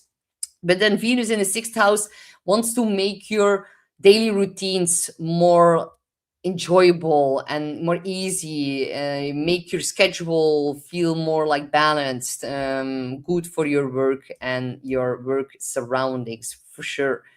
So then if you look at the lunar eclipse for Taurus, then the lunar eclipse will be falling into your 11th house. So that is the house of friendships, communities, your audience. Can also be about collaborations and your long-term dreams. So it's definitely going to bring some kind of conclusion in one of your friendships or your involvement with like a particular group of people. And mostly it's about like-minded people, and maybe you're going to realize that you're no longer like-minded. That can be the case. Maybe you're missing the deeper emotional connection, and you're going to let go of people who are not fully like spiritually open to you. Can also be like an important turning point or culmination within a long-term goal or vision, and it squares Uranus in your second house. There can be like a sudden financial development that is going to be very decide. Like it's going to let you decide that some friendships are either costing you too much money, too much time, too much energy. That can be the case. But also it can bring a dream to fruition, because Jupiter is in your fourth house, and Jupiter is actually the ruler of this eclipse in Pisces. So maybe you're gonna announce something important towards your friend groups that is connected to your family. That can also be the case. So good luck, my dear Taurus. We have Gemini, Sun, Moon, or Rising. You're gonna have the solar eclipse in Leo in your third house, which is, by the way, the traditional Gemini house. Very cool for you guys. It's going to sextile your Sun, Moon, or Rising, and it's like in fire, and you are air. Fire and air, they ignite one another. So this is going to be a very busy time for you, Gemini. The third house is where we communicate, where we're being busy. It's our local environment. Can be something with siblings that comes up, with your neighbors, or either like a short road trip. That can also be the case, but you're gonna be very, very busy. Use your voice, launch a podcast, look at your website, study a new course, um, make like an email list. Something in regards to that can be very beneficial and helping you forward in life. So you're gonna get some very important news that is gonna open up an unexpected door. And you might feel like within your local environment that you meet the right person at like the right time. So this is definitely also gonna bring a lot of changes for your siblings. Maybe even the neighbors are changing. You get new neighbors, maybe you buy a new car, something shifts within your local environment or while you're being on the road. So definitely also very positive for you. All of the traditional Gemini traits are being eclipsed here for you while you are a Gemini. Oh, I think your phone is going to explode. Make time to unwind for your mind, to calm down. That's going to be necessary, because your chart ruler Mercury is also in the third house. Very big emphasis on technological devices, web browsers like your computer, AI, new tools, automation to make your life more easy. That can definitely be a very big focus for you. And if you launch a website under this energy, then that is going to see a lot of expansion for you, or bring a lot of expansion. And with Mercury in the third house, it's going to be blah, blah, blah, blah for a very long time. So make sure to take in some rest as well. We then look at the lunar eclipse for you, my dear Gemini, and that will be in your 10th house of career. 10th house is also about your reputation, your leadership, and your public direction. It's at the top of the chart, so it's very publicly visible for other people. So this is like a culmination within the workforce, within your career. Maybe you even change entire fields of career. Maybe you're going to leave a certain position. Maybe you're going to receive a lot of public recognition, or maybe you're also going to realize that a certain job no longer is within your interest, honestly. So, because it squares you from the first house, we have Uranus in your sign in the first house. This is definitely like a very big change within your identity or within how people see you. This is definitely like it's like you are changing massively, and with that also now comes the fact that your career must change alongside you.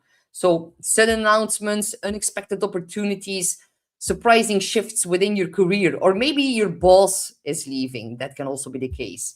Maybe you have something with father that comes up. That can also happen under this energy. Some kind of authority figure, a manager, a parent, a public appearance, like something connected to that. Like these are like very distant changes within that. Just know that your career is definitely reaching a very big turning point. So good luck, Gemini. We have Cancer, Sun, Moon, or Rising. You're gonna have the solar eclipse in Leo within your second house of finances. Can be about very big positive news for you guys, as it triggers your income, your possessions, your self worth, your skills and talents, and also what you personally value. So this is a powerful new financial chapter. So you might receive a new offer, or like a job offer, or like you might add a new stream of income. Maybe you're going to increase your prices. Maybe you will start earning more money through your own creative talents. And with Jupiter in the second, this is like a lot of potential for financial growth. And Mercury is going to conjunct Jupiter after the eclipse. You're gonna receive some kind of good news in regards to either a payment or a contract or a purchase or some kind of business opportunity. So your financial stuff can definitely expand, but yeah, make sure that you have enough of time to do all of them, because I think there's going to be many options or many opportunities to increase your wealth. And of course, Cancer, you are ruled over by the moon. So the moon, there is a solar eclipse, very important, in direct connection to you, because the moon is, of course, also in the second house. But also know that Mars enters your sign. You're going to be a little bit more like you can attract a little bit more injuries during this time. Be careful. Do not be too wild. Do not take too big of a risk with your body or what you're doing. Can even actually attract aggressive tendencies from men also. So if you are a very soft Cancer rising and you notice that men are a little bit more like feisty towards you than, or maybe you towards them, that can also be the case. Can actually be beneficial. If you're too shy, then Mars is going to help you to gain more strength, have more power, be more energized. Can actually also be very beneficial, but it's definitely going to trigger some passive aggressiveness as well. So the lunar eclipse for you will happen in your ninth house, and that is the house of travel, education, publishing, marketing, spirituality, and also what you believe is possible. If you're connected to some kind of like law and legality, if you are within a legal case or wrapped up within that, you might see an ending in that. You might also complete a course. If you like go to university, you might complete something. Maybe you want to publish a certain project or market something. And if it's not that, then you're going to probably make an important journey that is going to be very like energetically, emotionally releasing a lot of blocks in what you thought was possible for you. So, a belief, yeah, like certain beliefs, ninth house that you've carried for a lot of time might finally be released. And you're definitely going to experience like a spiritual blossoming under this energy. And there might be like unexpected information because it squares Uranus in your 12th house. Something unexpected is going to like be brought to you, a missing piece of the puzzle that is going to change your worldview. And there might be a little bit of a challenge in the beginning, but you're going to realize that your truth has now shifted. So that is actually positive. So yeah, release your limiting beliefs. That is going to be so well to work with this energy in this kind of way, and do not let fear stop you in any kind of way. Good luck, Cancer. We have the stars of today's monthly forecast, you guys. We've got Leo, Sun, Moon, and Rising. All right. The total oh my god, the total solar eclipse is going to happen for you on August the 12th in your sign. So, this is activating everything for you: how you are as a person, who you live with together, the fourth house, who you are married to or who you are within a relationship with. It's also going to trigger your 10th house of career. Your whole foundation is being triggered because all of the angular houses are going to be at play. So there is a lot of stuff that is going to change for you, my dear Leo. You are having a whole new start within your identity, how you present yourself to the world. So, of course, that is going to have an effect on your family dynamics and your partnerships dynamics and what you do as a career as well. So, you this is like the start of an 18-month period of reinvention. You are probably in the next 18 months going to change your appearance, your priorities, your goals, your ambitions, the way how you present yourself to the world. So you're going to become even more confident, more visible, more attractive, more adventurous. And if you launch something right now, a new personal project, pursue a new dream, share another side of yourself, then that is going to be welcomed with open arms. So, of course, your chart ruler is, of course, the sun. So, this is like of uttermost importance, having a solar eclipse within your sign. This is a very profound personal reset. And it's definitely going to help you also with more maturity. You might commit to something new. Is that a spiritual path or a spiritual journey or a course or whatever it is? There is a new direction in your life and things are being turned around. Especially your relationships are also going to improve because you kind of become more comfortable with yourself. And then Pluto in the seventh, it continues to transform your partnerships, you guys. And Mars in the 12th, that is like the only thing that I would be a bit wary about is that you can have a little bit more of like nightmares. Mars in the 12th can definitely stir up some things from the subconscious. So maybe Mars is going to give you the power to cut through the confusion, to cut and sever ties with self sabotaging behavior. And by being too dramatic from time to time or to be too external validation must be released and Mars or like depending too much on external validation and Mars is going to help you but it might come with some ups and downs with them so yeah, that is definitely going to be the case for you. So yeah, a whole new start. It's definitely yeah, just in Mars in the 12th, it can be a little bit challenging. It can disturb your sleep. It can increase like hidden frustrations, or it might reveal something or someone that does not have the best interest at heart for you. The 12th house are hidden enemies with the solar eclipse in your sign. Protect your energy, avoid sharing everything, every plan, every detail before it's ready. Some kind of hidden enemy behind the scenes might try to stop your personal reinvention. Now that you know that, that is not going to work. All right. So if we then look at this, the lunar eclipse for you guys, then that happens in the eighth house. This is a very deep and intense house, you guys. The eighth house is about mixing, merging with others, shared finances, intimacy, depth, grief, psychological transformation.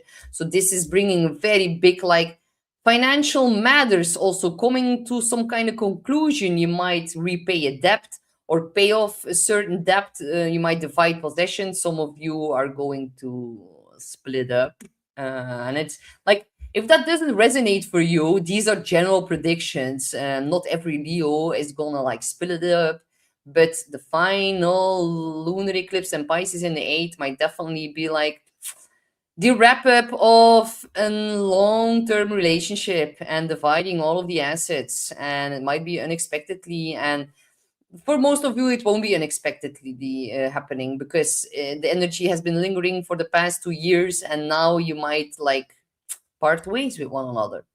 Or if it's not that, then you and your partner are gonna have to figure out certain like shared expenses or maybe issues that involve taxes or maybe insurances or inheritances. That can definitely be like your mortgage, spousal support. That can all be coming up, but it can also expose like an unhealthy attachment, certain obsessions, certain emotional patterns that you can overcome here also. So this is like a psychological rebirth as well. So it can be rather intense. And because it squares the 11th house with Uranus there, then it might definitely also reveal something of a certain friend. And certain friends could like unexpectedly affect your financial plans.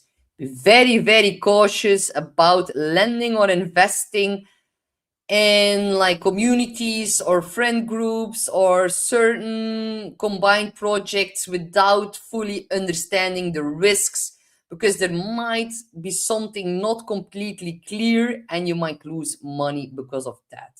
So do not do that, or be very careful with that. Good luck, my dear Leo.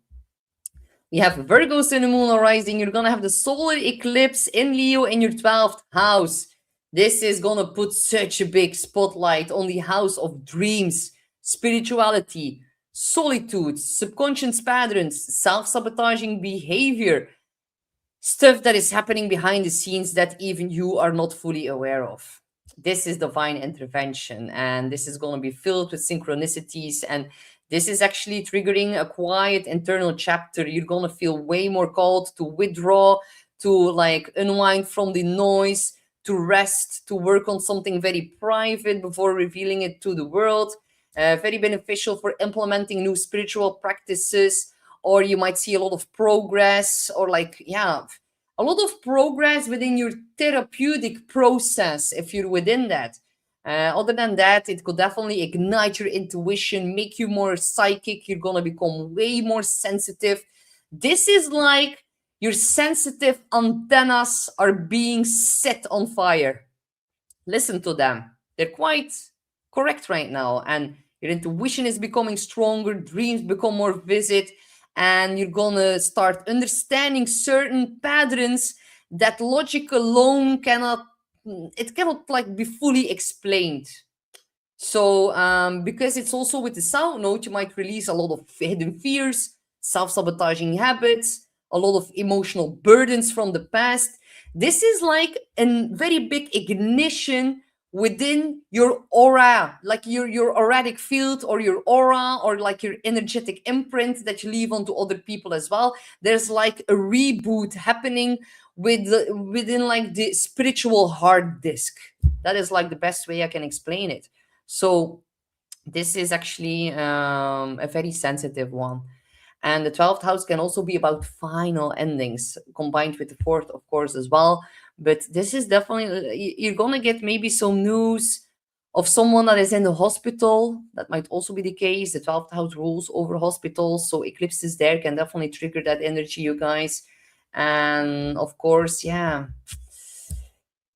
Jupiter is the ruler of your seventh house. Maybe it's your partner. Mercury rules over your, yeah, over you. It's your chart ruler. That is also so profound. Your chart ruler, Mercury, is also co-present within the sign of Leo. So in your 12th house, makes you even more reflective and aware of what's been happening beneath the surface. So it's definitely going to expose some unhealthy pattern that can even be connected to work, because it makes an opposition to Pluto in the sixth house. Maybe you need to confront something that has been affecting your well being, that is connected to your job. And it's something that you're in denial about, that you're going to need to face in some kind of way. So if you then look at the lunar eclipse for my fellow Virgo risings, that will be in the seventh house. Okay, you guys have been going, especially for the past 3 years, through such a difficult energy that is connected to partnerships and long-term commitment and marriage and all of that. That is going to be like the final big bang that is going to wrap that energy up. And this is definitely John says, I have learned to be aware of Virgo women. Just saying, Astrid. Well, John, that is so funny, because I know you're either Scorpio rising and a Capricorn sun, or vice versa. So yeah, if you have either Virgo qualities or Scorpio qualities, then sometimes you can hyperfixate fixate on certain stuff, and you might have a little bit more difficulties about letting go of control, and you want to make sure you have your ducks in a row, but sometimes you can be overly critical or overly obsessive towards something, or like hyper fixate on the small stuff. And it's just so funny that that comes from you, John. And I think it's very cool that you are mentioning this, so thank you for sharing. All right. So Virgo, the full moon lunar eclipse in your seventh house, that is definitely triggering a lot of stuff, and like a very big culmination and release that is connected to relationships, marriage, also your clients, and all of the business partnerships that you're in, as well. And if you work with a therapist or a financial advisor, or like yeah, an astrologer, then it also has an implication on them.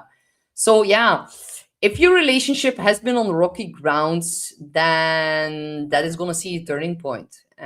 If you're single, you can enter a commitment, because after this lunar eclipse, the difficult Pisces energy has been lifting for the past 6 months for sure, but now there's like a full release.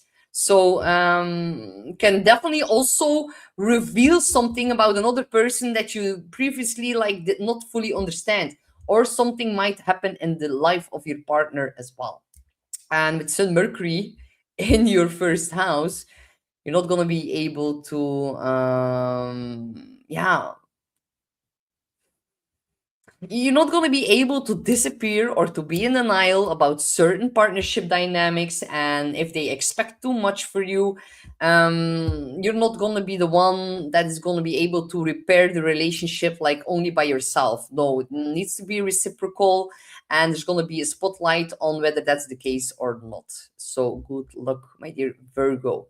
We have Libra, Sun, Moon, or Rising. So, Libra, the solar eclipse is igniting your 11th house in Leo. That is the house of friendships, communities, but also your audience. Think about social media. Think about your long term goals. It's also like the house where we get the payout of all of the work that we put in into the 10th house. So, that is definitely it's so funny, John. John says good memory. I was correct about his rising and his sun sign. It's so special, you guys, because my moon in Pisces, like, and also my Mercury in Pisces, if I look at someone's chart even once, I kind of remember it. It's very strange. I cannot explain it.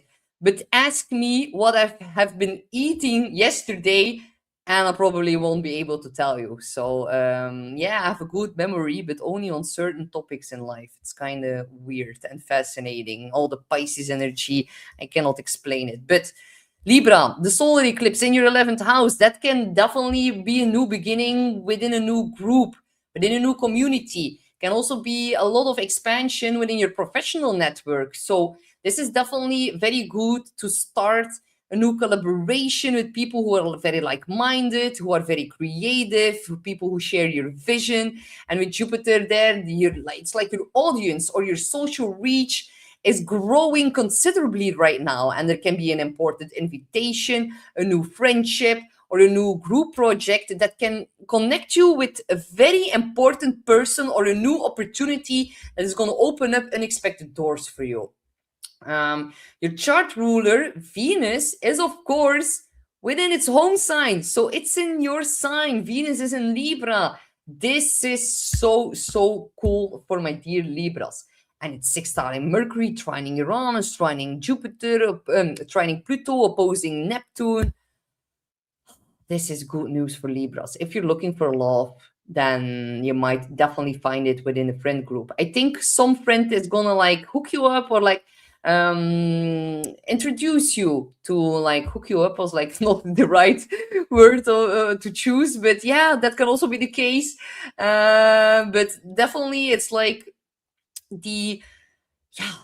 And there is a very big energy where friends can introduce you to a partner, or a partner invites you into their new friend group, and something gets expanded. So that is definitely, yeah, very good news for you, my Libra. And Venus trine Pluto, oh, powerfully for romantic connections and attractions, and the trine to Uranus, unexpected things coming up. Opposition to Neptune, rose colored glasses. And this is definitely very positive energy for you, my dear Libra. If we then look at the lunar eclipse, then that will fall in your sixth house. And that is one that is going to be a bit more difficult for you than the solar eclipse because it falls in the house of stress, job, health and well being, daily routines, things coming up out of the blue. This eclipse wants you to release something that is having an effect on your immune system and like your health and well-being. So a certain work or work situation or like something within the job office space might reach a conclusion. You can leave a job, you can complete a certain demanding project. You are also going to probably recognize that your schedule is no longer sustainable and you might need to release like the overburning within that section of your chart. And it's also going to reveal how stress has been affecting your physical and emotional health.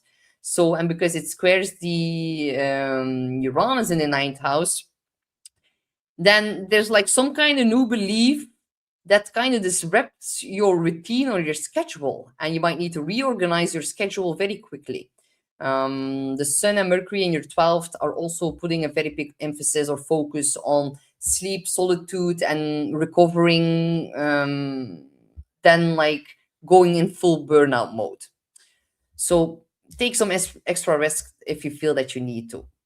We have Scorpio sun, moon, or rising. All right, my dear Scorpio, the solar eclipse will be happening in your 10th house. And I'm sorry if I'm like a little bit slower with my words. It's 6:40 p.m. for me here. It's actually dinner time, and I didn't eat enough before starting the forecast. So I feel like a diesel engine that is like about to, it's like a diesel engine without like diesel in it anymore. I should have eaten a little bit more before I started the show. So I'm sorry, you guys, if things are a little bit slower today, or if I have to think a little bit more on my words, or if I say a million times. I'm sorry for that. So, Scorpio, this eclipse for you, the solar eclipse, will be in your 10th house, and the 10th house is the house of career, reputation, leadership. It's also public visibility, and it can definitely bring like a major new professional beginning. It can be about a promotion, or you can even change careers or launch a new business. You might even become self employed. This is so positive. And with Jupiter in the 10th, you receive bigger or greater recognition more easily, and you might get help from a very important and influential person that is going to support you along the way, or some kind of influential person can place you like higher within society, or you might be placed before a much larger audience than you were expecting. um some of you with the sound note there are gonna like release old ways of how you look at ambition and how you want to present yourself in a public kind of way. Something is being changed within that, and you're gonna start to look at success totally differently. So maybe you're gonna be met with how all of the success in your life is actually no longer satisfying you, and you might want to make a new start within that. So this might also be about a leader at your work, like a boss or an authority figure that could leave or be renewed or some kind of way. There might definitely be a lot of changes within your organization or within like the direction of your professional path. Then your chart ruler Mars will enter the sign of Cancer in your ninth house. So a lot of action, a lot of energy is being casted into the section that rules over travel, learning something new, publishing, legal matters. If you are trapped in like some kind of legal affair, then it might honestly be bad news for you, because Mars is going to square Neptune and then later Saturn, and it's squaring Venus still, and that's a little bit more difficult if you're one of the Scorpios that got the stinger out, and if you're in like certain legal troubles, then that might be a little bit more troublesome. Other than that, it might be very good. Be careful while traveling with your health and your well-being. Mars in the 11th, in the ninth house, squaring Saturn more towards like the end of the month. That can definitely be like some kind of injury or sickness while traveling, or some kind of like, yeah, difficulty within your belief system that affects your job and how you operate with colleagues and all of that. There might be a little bit more difficult energy being found within that. If we then look at the lunar eclipse, then the lunar eclipse for my dear Scorpios are actually in the fifth house. John says, John, can you explain it a little bit better? Rising, does this mean it is something that develops in true existence? I do not understand your question, John. Can you reframe it, please? Thank you. All right. So the full moon lunar eclipse in the sign of Pisces in your fifth house, that is positive because it's a release, it's a culmination, it's a completion of some sorts, and it's in the fifth house of romance, creativity. It's also about pleasure and also about children. So, a relationship might reach a turning point. Maybe you feel a new attraction towards someone new. Maybe you receive a lot of clarity about someone that you have been dating. Or maybe you're going to release a certain situationship if you're involved in that, because you're going to be met with reality rather than fantasy.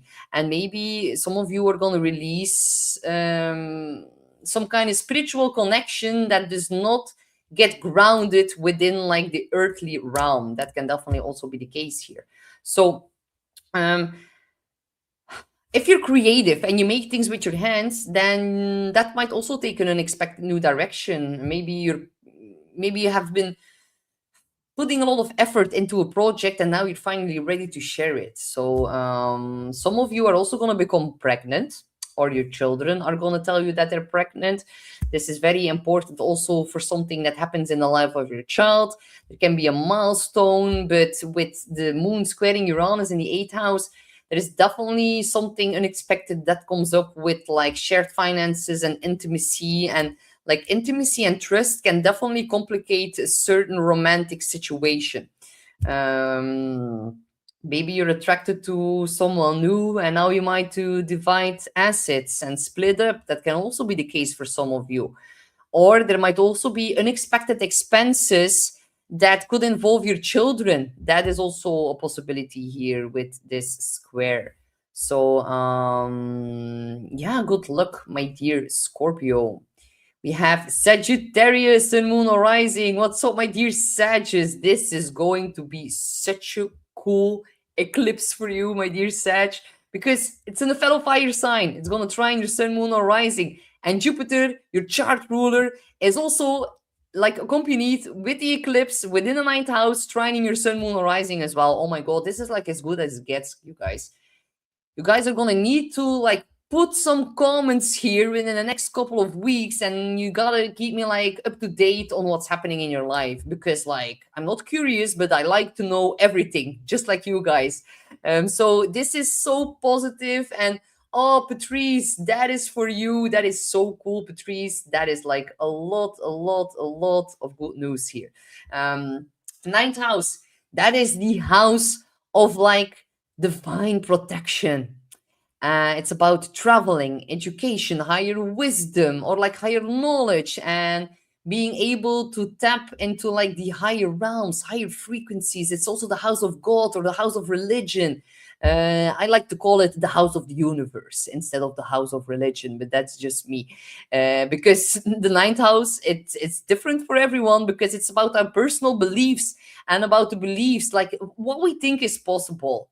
And it's definitely also a very spiritual house. So this is like an spiritual awakening. You are going to be like expanding your world view. You might travel internationally. You might start a course, and that is going to open up your world view. You might publish something or bump into like someone who can market your work. And this is definitely very good for like committing to a new spiritual or philosophical kind of path. And Jupiter is at home in the ninth house. If you see things going south, do not worry. Divine intervention is gonna like intervene at the very last moment in time, and you're gonna be like saved from all the harshness, all the difficulties, and you're definitely having this protectionate blanket around you. So the ninth house is actually also the house of the teacher, or like the mentor, or like the guru. And these people could open up an important new door for you. Or if you're a teacher yourself, then that can definitely also be an entire new start in which your job is getting amplified, or like your students are becoming like way more or bigger people that you can teach to, that is being amplified as well. If you're involved in immigration or legal matters, that is all very protected as well. And if you want to share your message, then you're definitely going to reach a wider audience as well.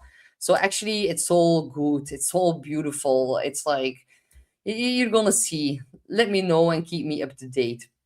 If we look at the lunar eclipse, then, and also still with Jupiter, your chart ruler in the ninth house, that is going to bring so many unexpected new opportunities that are going to make you so happy. And this is definitely also trying to ignite your creative power. And the only thing you cannot do right now is to become overly confident, or just assume that everything will be fine without putting effort into it. No, that is like the south node in Leo. We need to let go of being too overly confident. And I know Sagittarius can sometimes be a little bit overly confident, or sometimes they cannot totally see the little details in certain situations. Sometimes they can miss a little piece of important information that then can like lead towards like something big happening. So be a little bit more mindful, you that you do not lose track of that. Also, the lunar eclipse in the fourth house. A lot of you guys are gonna move because the fourth house deals with family, home, property, your emotional foundations. Um, Patrice, Patrice says rose-colored glasses are thick. Lol. Yes, that is what I'm trying to word a little bit for. And Lakeside Laura says my husband is a Sag sun. Of course, Laura, with your triple fire, your husband is a Sag. Definitely good times. Oh my God, that is such a beautiful combination between the two of you.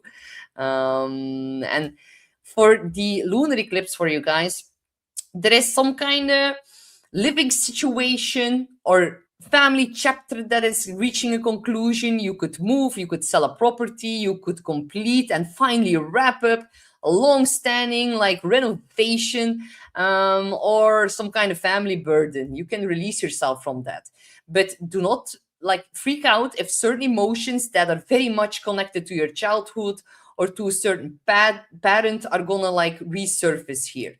Maybe you need to let go of certain old family patterns, and also look at how your parents have actually influenced your decisions, and if they are still having an effect on that.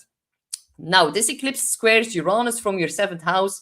So there's going to be an unexpected thing that is going to come up with your partner that could affect your home. Maybe something disruptive happens within the life of your partner. Maybe they have a big breakthrough. Maybe they feel a little bit more chaotic, a little bit more rebelliousness. That can definitely be the case. Maybe some of you are going to have to move because of your relationship. It might like there can be a big change in the life of your partner, and that might require you to relocate. That is definitely also the that can be the case. What else? Sun and Mercury in your 10th house, that could highlight the tension between career and home, and having to make some readjustments in that, or having to rebalance your work and home life. So do that if you feel that you need to. Good luck, my dear Sag. We have Capricorn, Sun, Moon, or Rising. My dear Cappies, how are you doing and feeling? This eclipse is going to be in a quincunx sign away from you. So that is a bit more difficult than other signs. And it's also in the eighth house, which is pretty intense stuff. But you Cappies, you have a lot of stability. You are very grounded. You're very mature, very responsible. If you behave in all of the beautiful Capricorn traits, then you have nothing to be afraid about. Eighth house, it is, however, a more mystical, deep, occult kind of house. It's about like merging with other people. It's about shared finances, can be about intimacy, depth, it can also be about inheritances and psychological transformations. So this is definitely kicking off like a whole new chapter that is going to involve money that you share with a partner. So that is going to be pretty important for you, Patrice, and for all the other Cappy risings. So look at your taxes. Honestly, you guys, eclipses in the eighth house, they might bring up some stuff with taxes. If you want to apply for a loan, you're going to get it. This is good and positive for investments. Definitely in gold. Wink, wink. I'm not a financial advisor, but I'm just like throwing it out here. Can also be bringing up stuff in regards to insurance payments, inheritances, financial support, your mortgage, your loans, your spousal support, as an example. It's like everything that is a bit out of your hands that is connected to finances. Um, Jupiter is in the eighth house, expands all of that. Your partner's income might be increased here with that as well, or you might gain a new access to like new resources that are going to help you progress and move forward in life. With the south node there, it's important for you to like eliminate the debt and to release like all of the financial dependence on other people, or if you are within an unhealthy emotional, sexual, or financial entanglement with another person, then you might need to end that.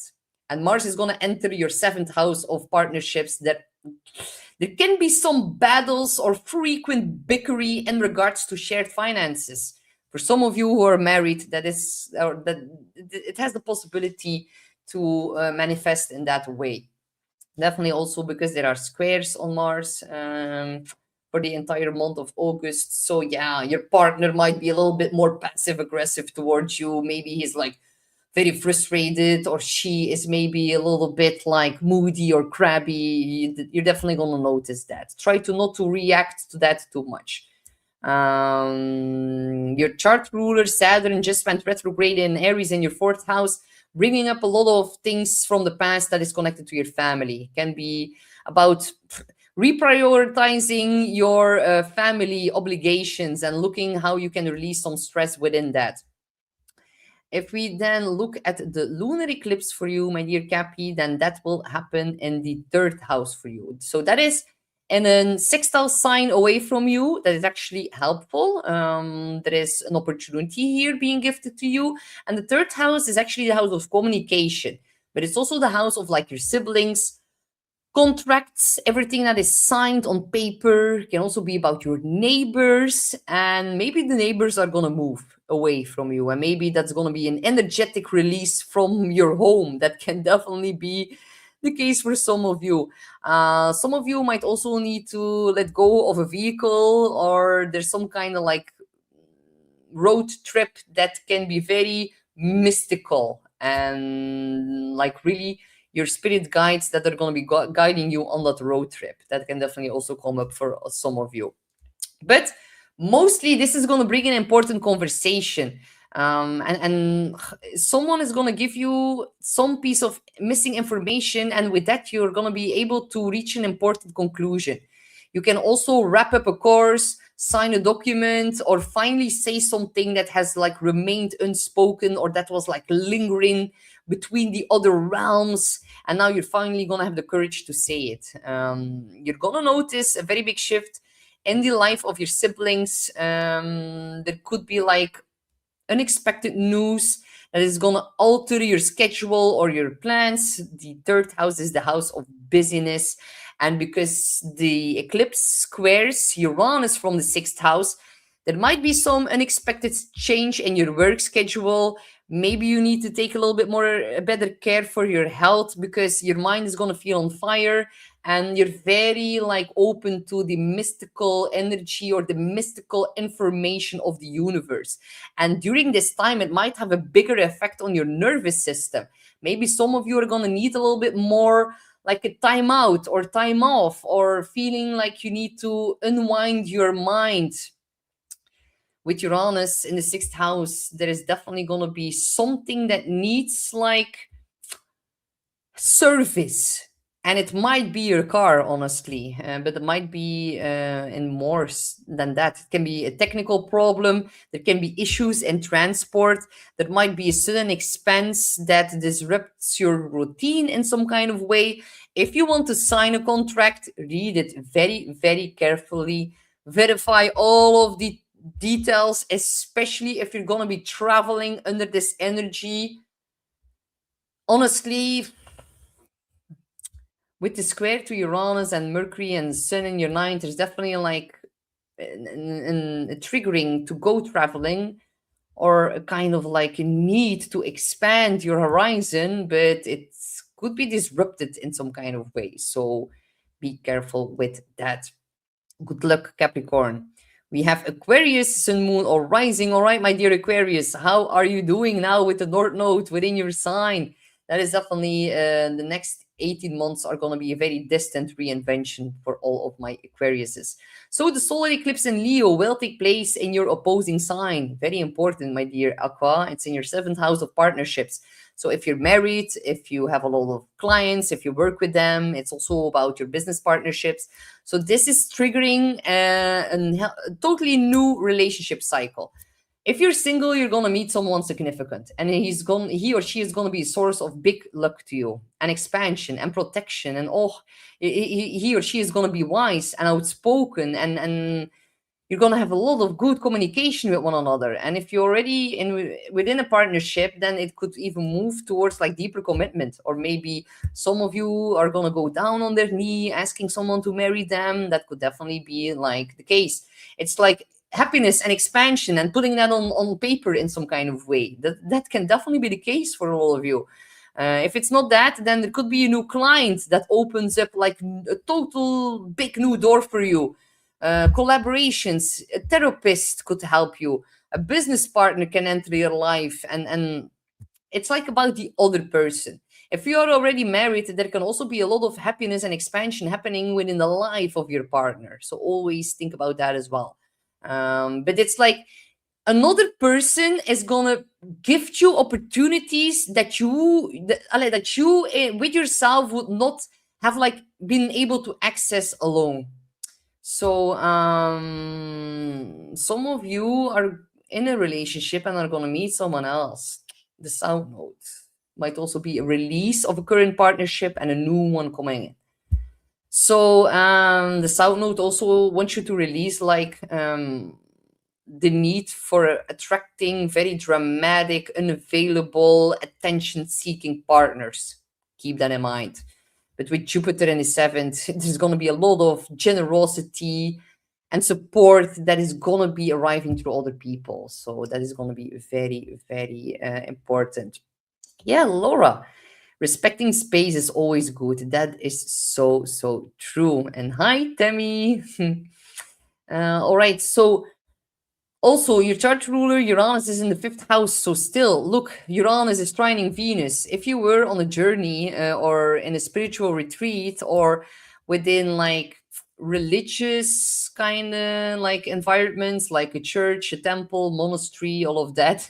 It's funny what I'm going to say now because I said the word monastery, but you could actually meet someone that you fall head over heels in love with. It's probably not going to be the monastery, but you never know.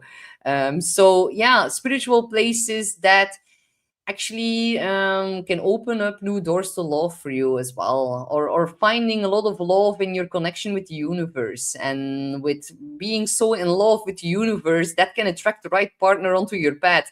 And we know you, my dear Aquas, you are a little bit strange, out of the blue, out of the ordinary. You're gonna meet them in a very like yeah, eccentric kind of way, very like unexpected, out of the blue. So that is positive, my dear Aquarius. If we then look at the lunar eclipse for you, that will be in the second house. Be very, very careful with like unexpected expenses. That is going to be very, very important for you.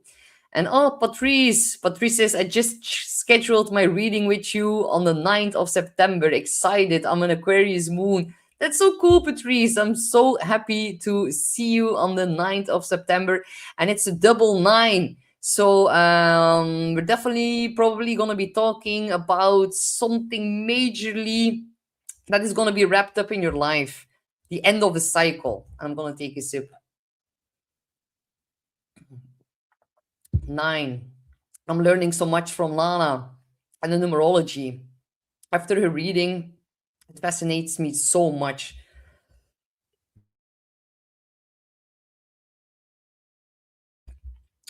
All right, to continue, my dear Aquarius, and lunar eclipse in your second house, that is the house of your income and also your possessions and your values and your self-worth.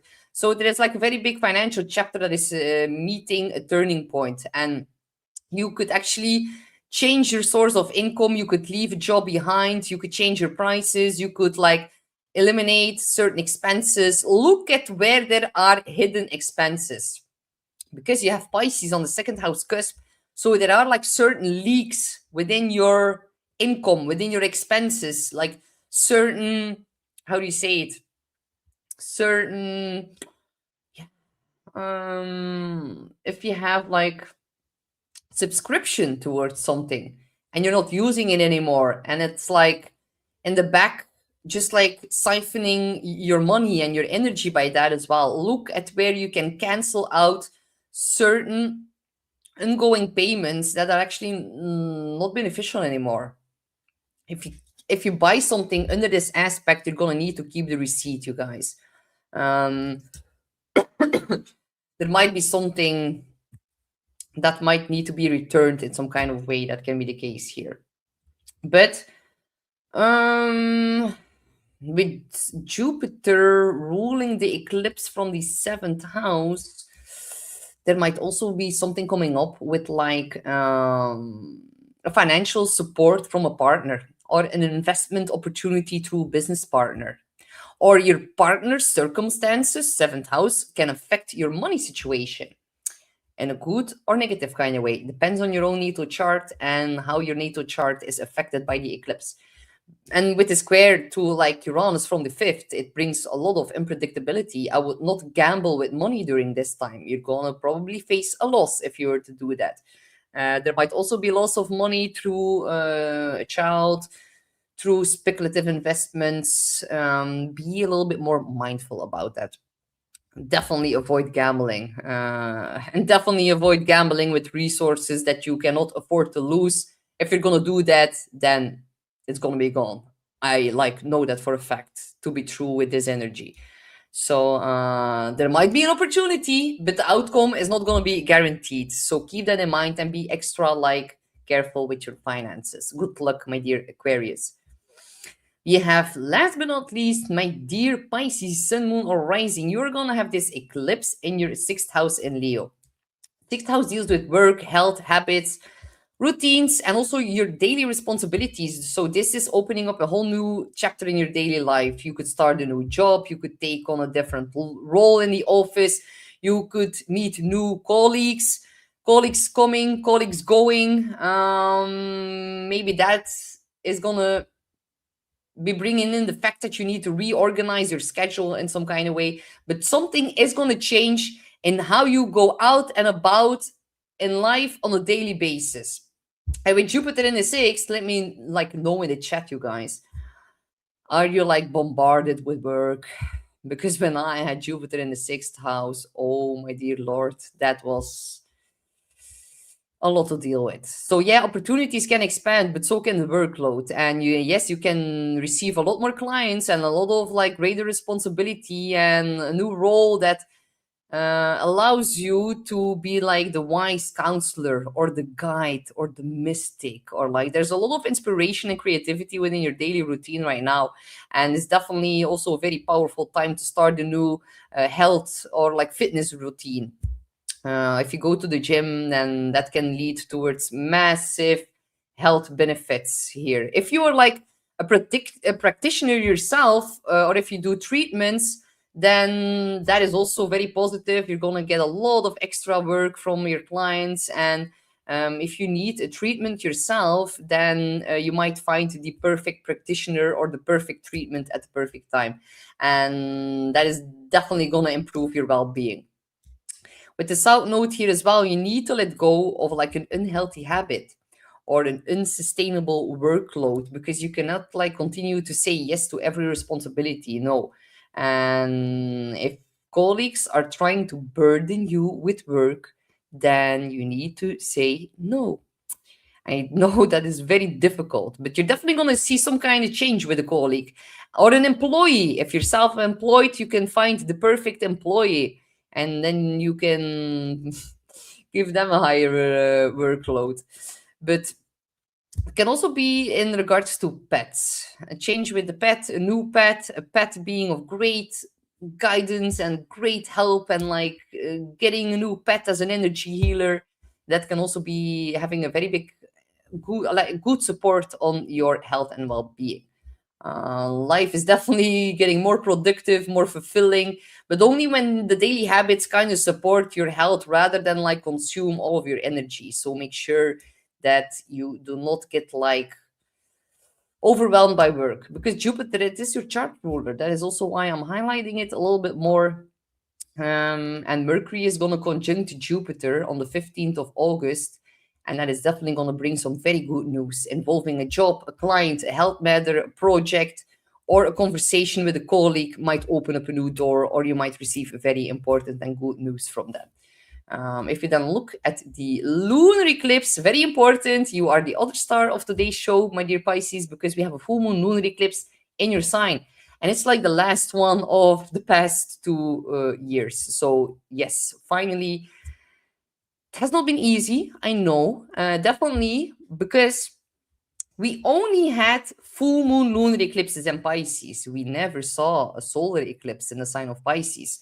So you were like the sign that only had to deal with constant release, constant completion, constant vulnerability, constant surrender, constant letting go. And you didn't really got like a new start of the universe. So I know a lot of Pisces have been felt emotionally drained a little bit and felt like, oh my God, this is like a lot to deal with, especially the last 14 years with Neptune in your sign, and then the last 3 years with Saturn in your sign. Now, luckily, you are wrapping it up.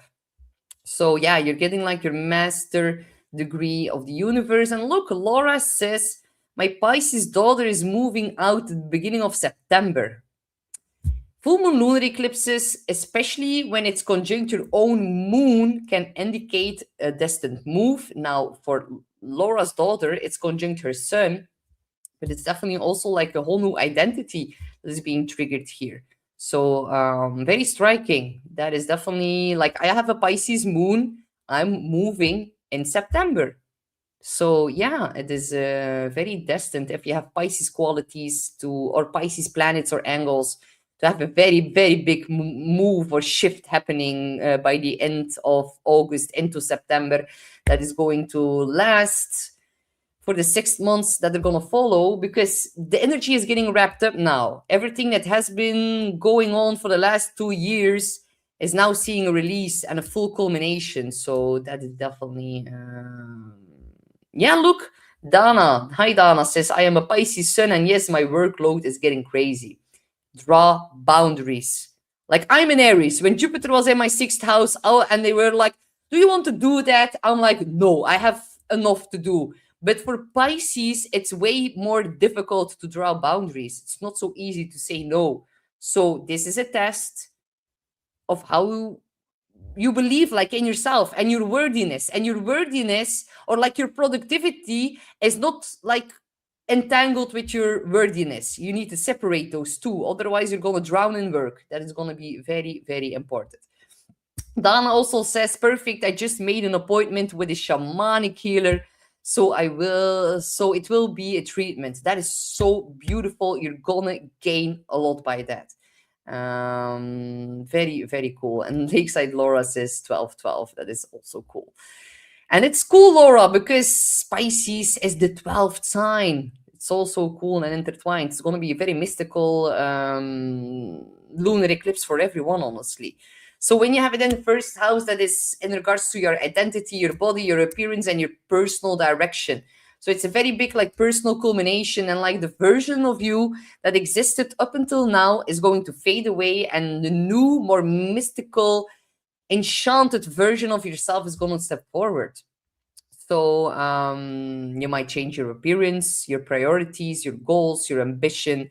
It's going to have an effect on your home situation, on your relationship, on your career as well, and definitely your family, because it squares Uranus from the fourth house. There's going to be a certain sudden development involving home and family that is going to accelerate your personal change. And look at Laura's daughter that is moving. look at me at the Pisces moon that is moving. There is like an altering within the living arrangements, or there can also be something within the family boundaries that shifts as well. And you guys are already so super sensitive. This eclipse is going to make you even more emotionally and physically sensitive. You need to rest and protect your nervous system, trying to like remain forcing yourself to be productive in some kind of way. For some Pisces risings especially, there can be a lot of special and things involving the body. That can either be a pregnancy or a completion of a major health journey or something coming up with your feet. Pisces rules over the feet and also over the pineal gland. So something is getting like accelerated within that as well. And Dana says another test. I had enough of those lately. I can imagine as a Pisces sun be incarnated in this lifetime, especially the last 14 years, have not been a walk in the park. Now, after this eclipse, things are going to become more easy. That is definitely the case. And definitely also next year with Jupiter in your seventh house and yeah, opposing your sign and yeah, things are gonna get better, you guys. This eclipse is like taking away a lot of also grief and sadness, and it's gonna boost your sensitivity and your psychicness. So that is gonna be very cool, you guys. All right. With all of that being said, you guys, do not forget to tune in with Beyond Harmony and Elena's beautiful meditation here, and also Coco. The Coco show is also just busy. Am I? Yes, the Coco show is happening right now. So go say hi to Elena and also to Coco. And of course, do not forget to like, share, and subscribe here on YouTube and also on Rumble. And if you guys want to book in a session, then you can find that at the Beyond Mystic consultation page.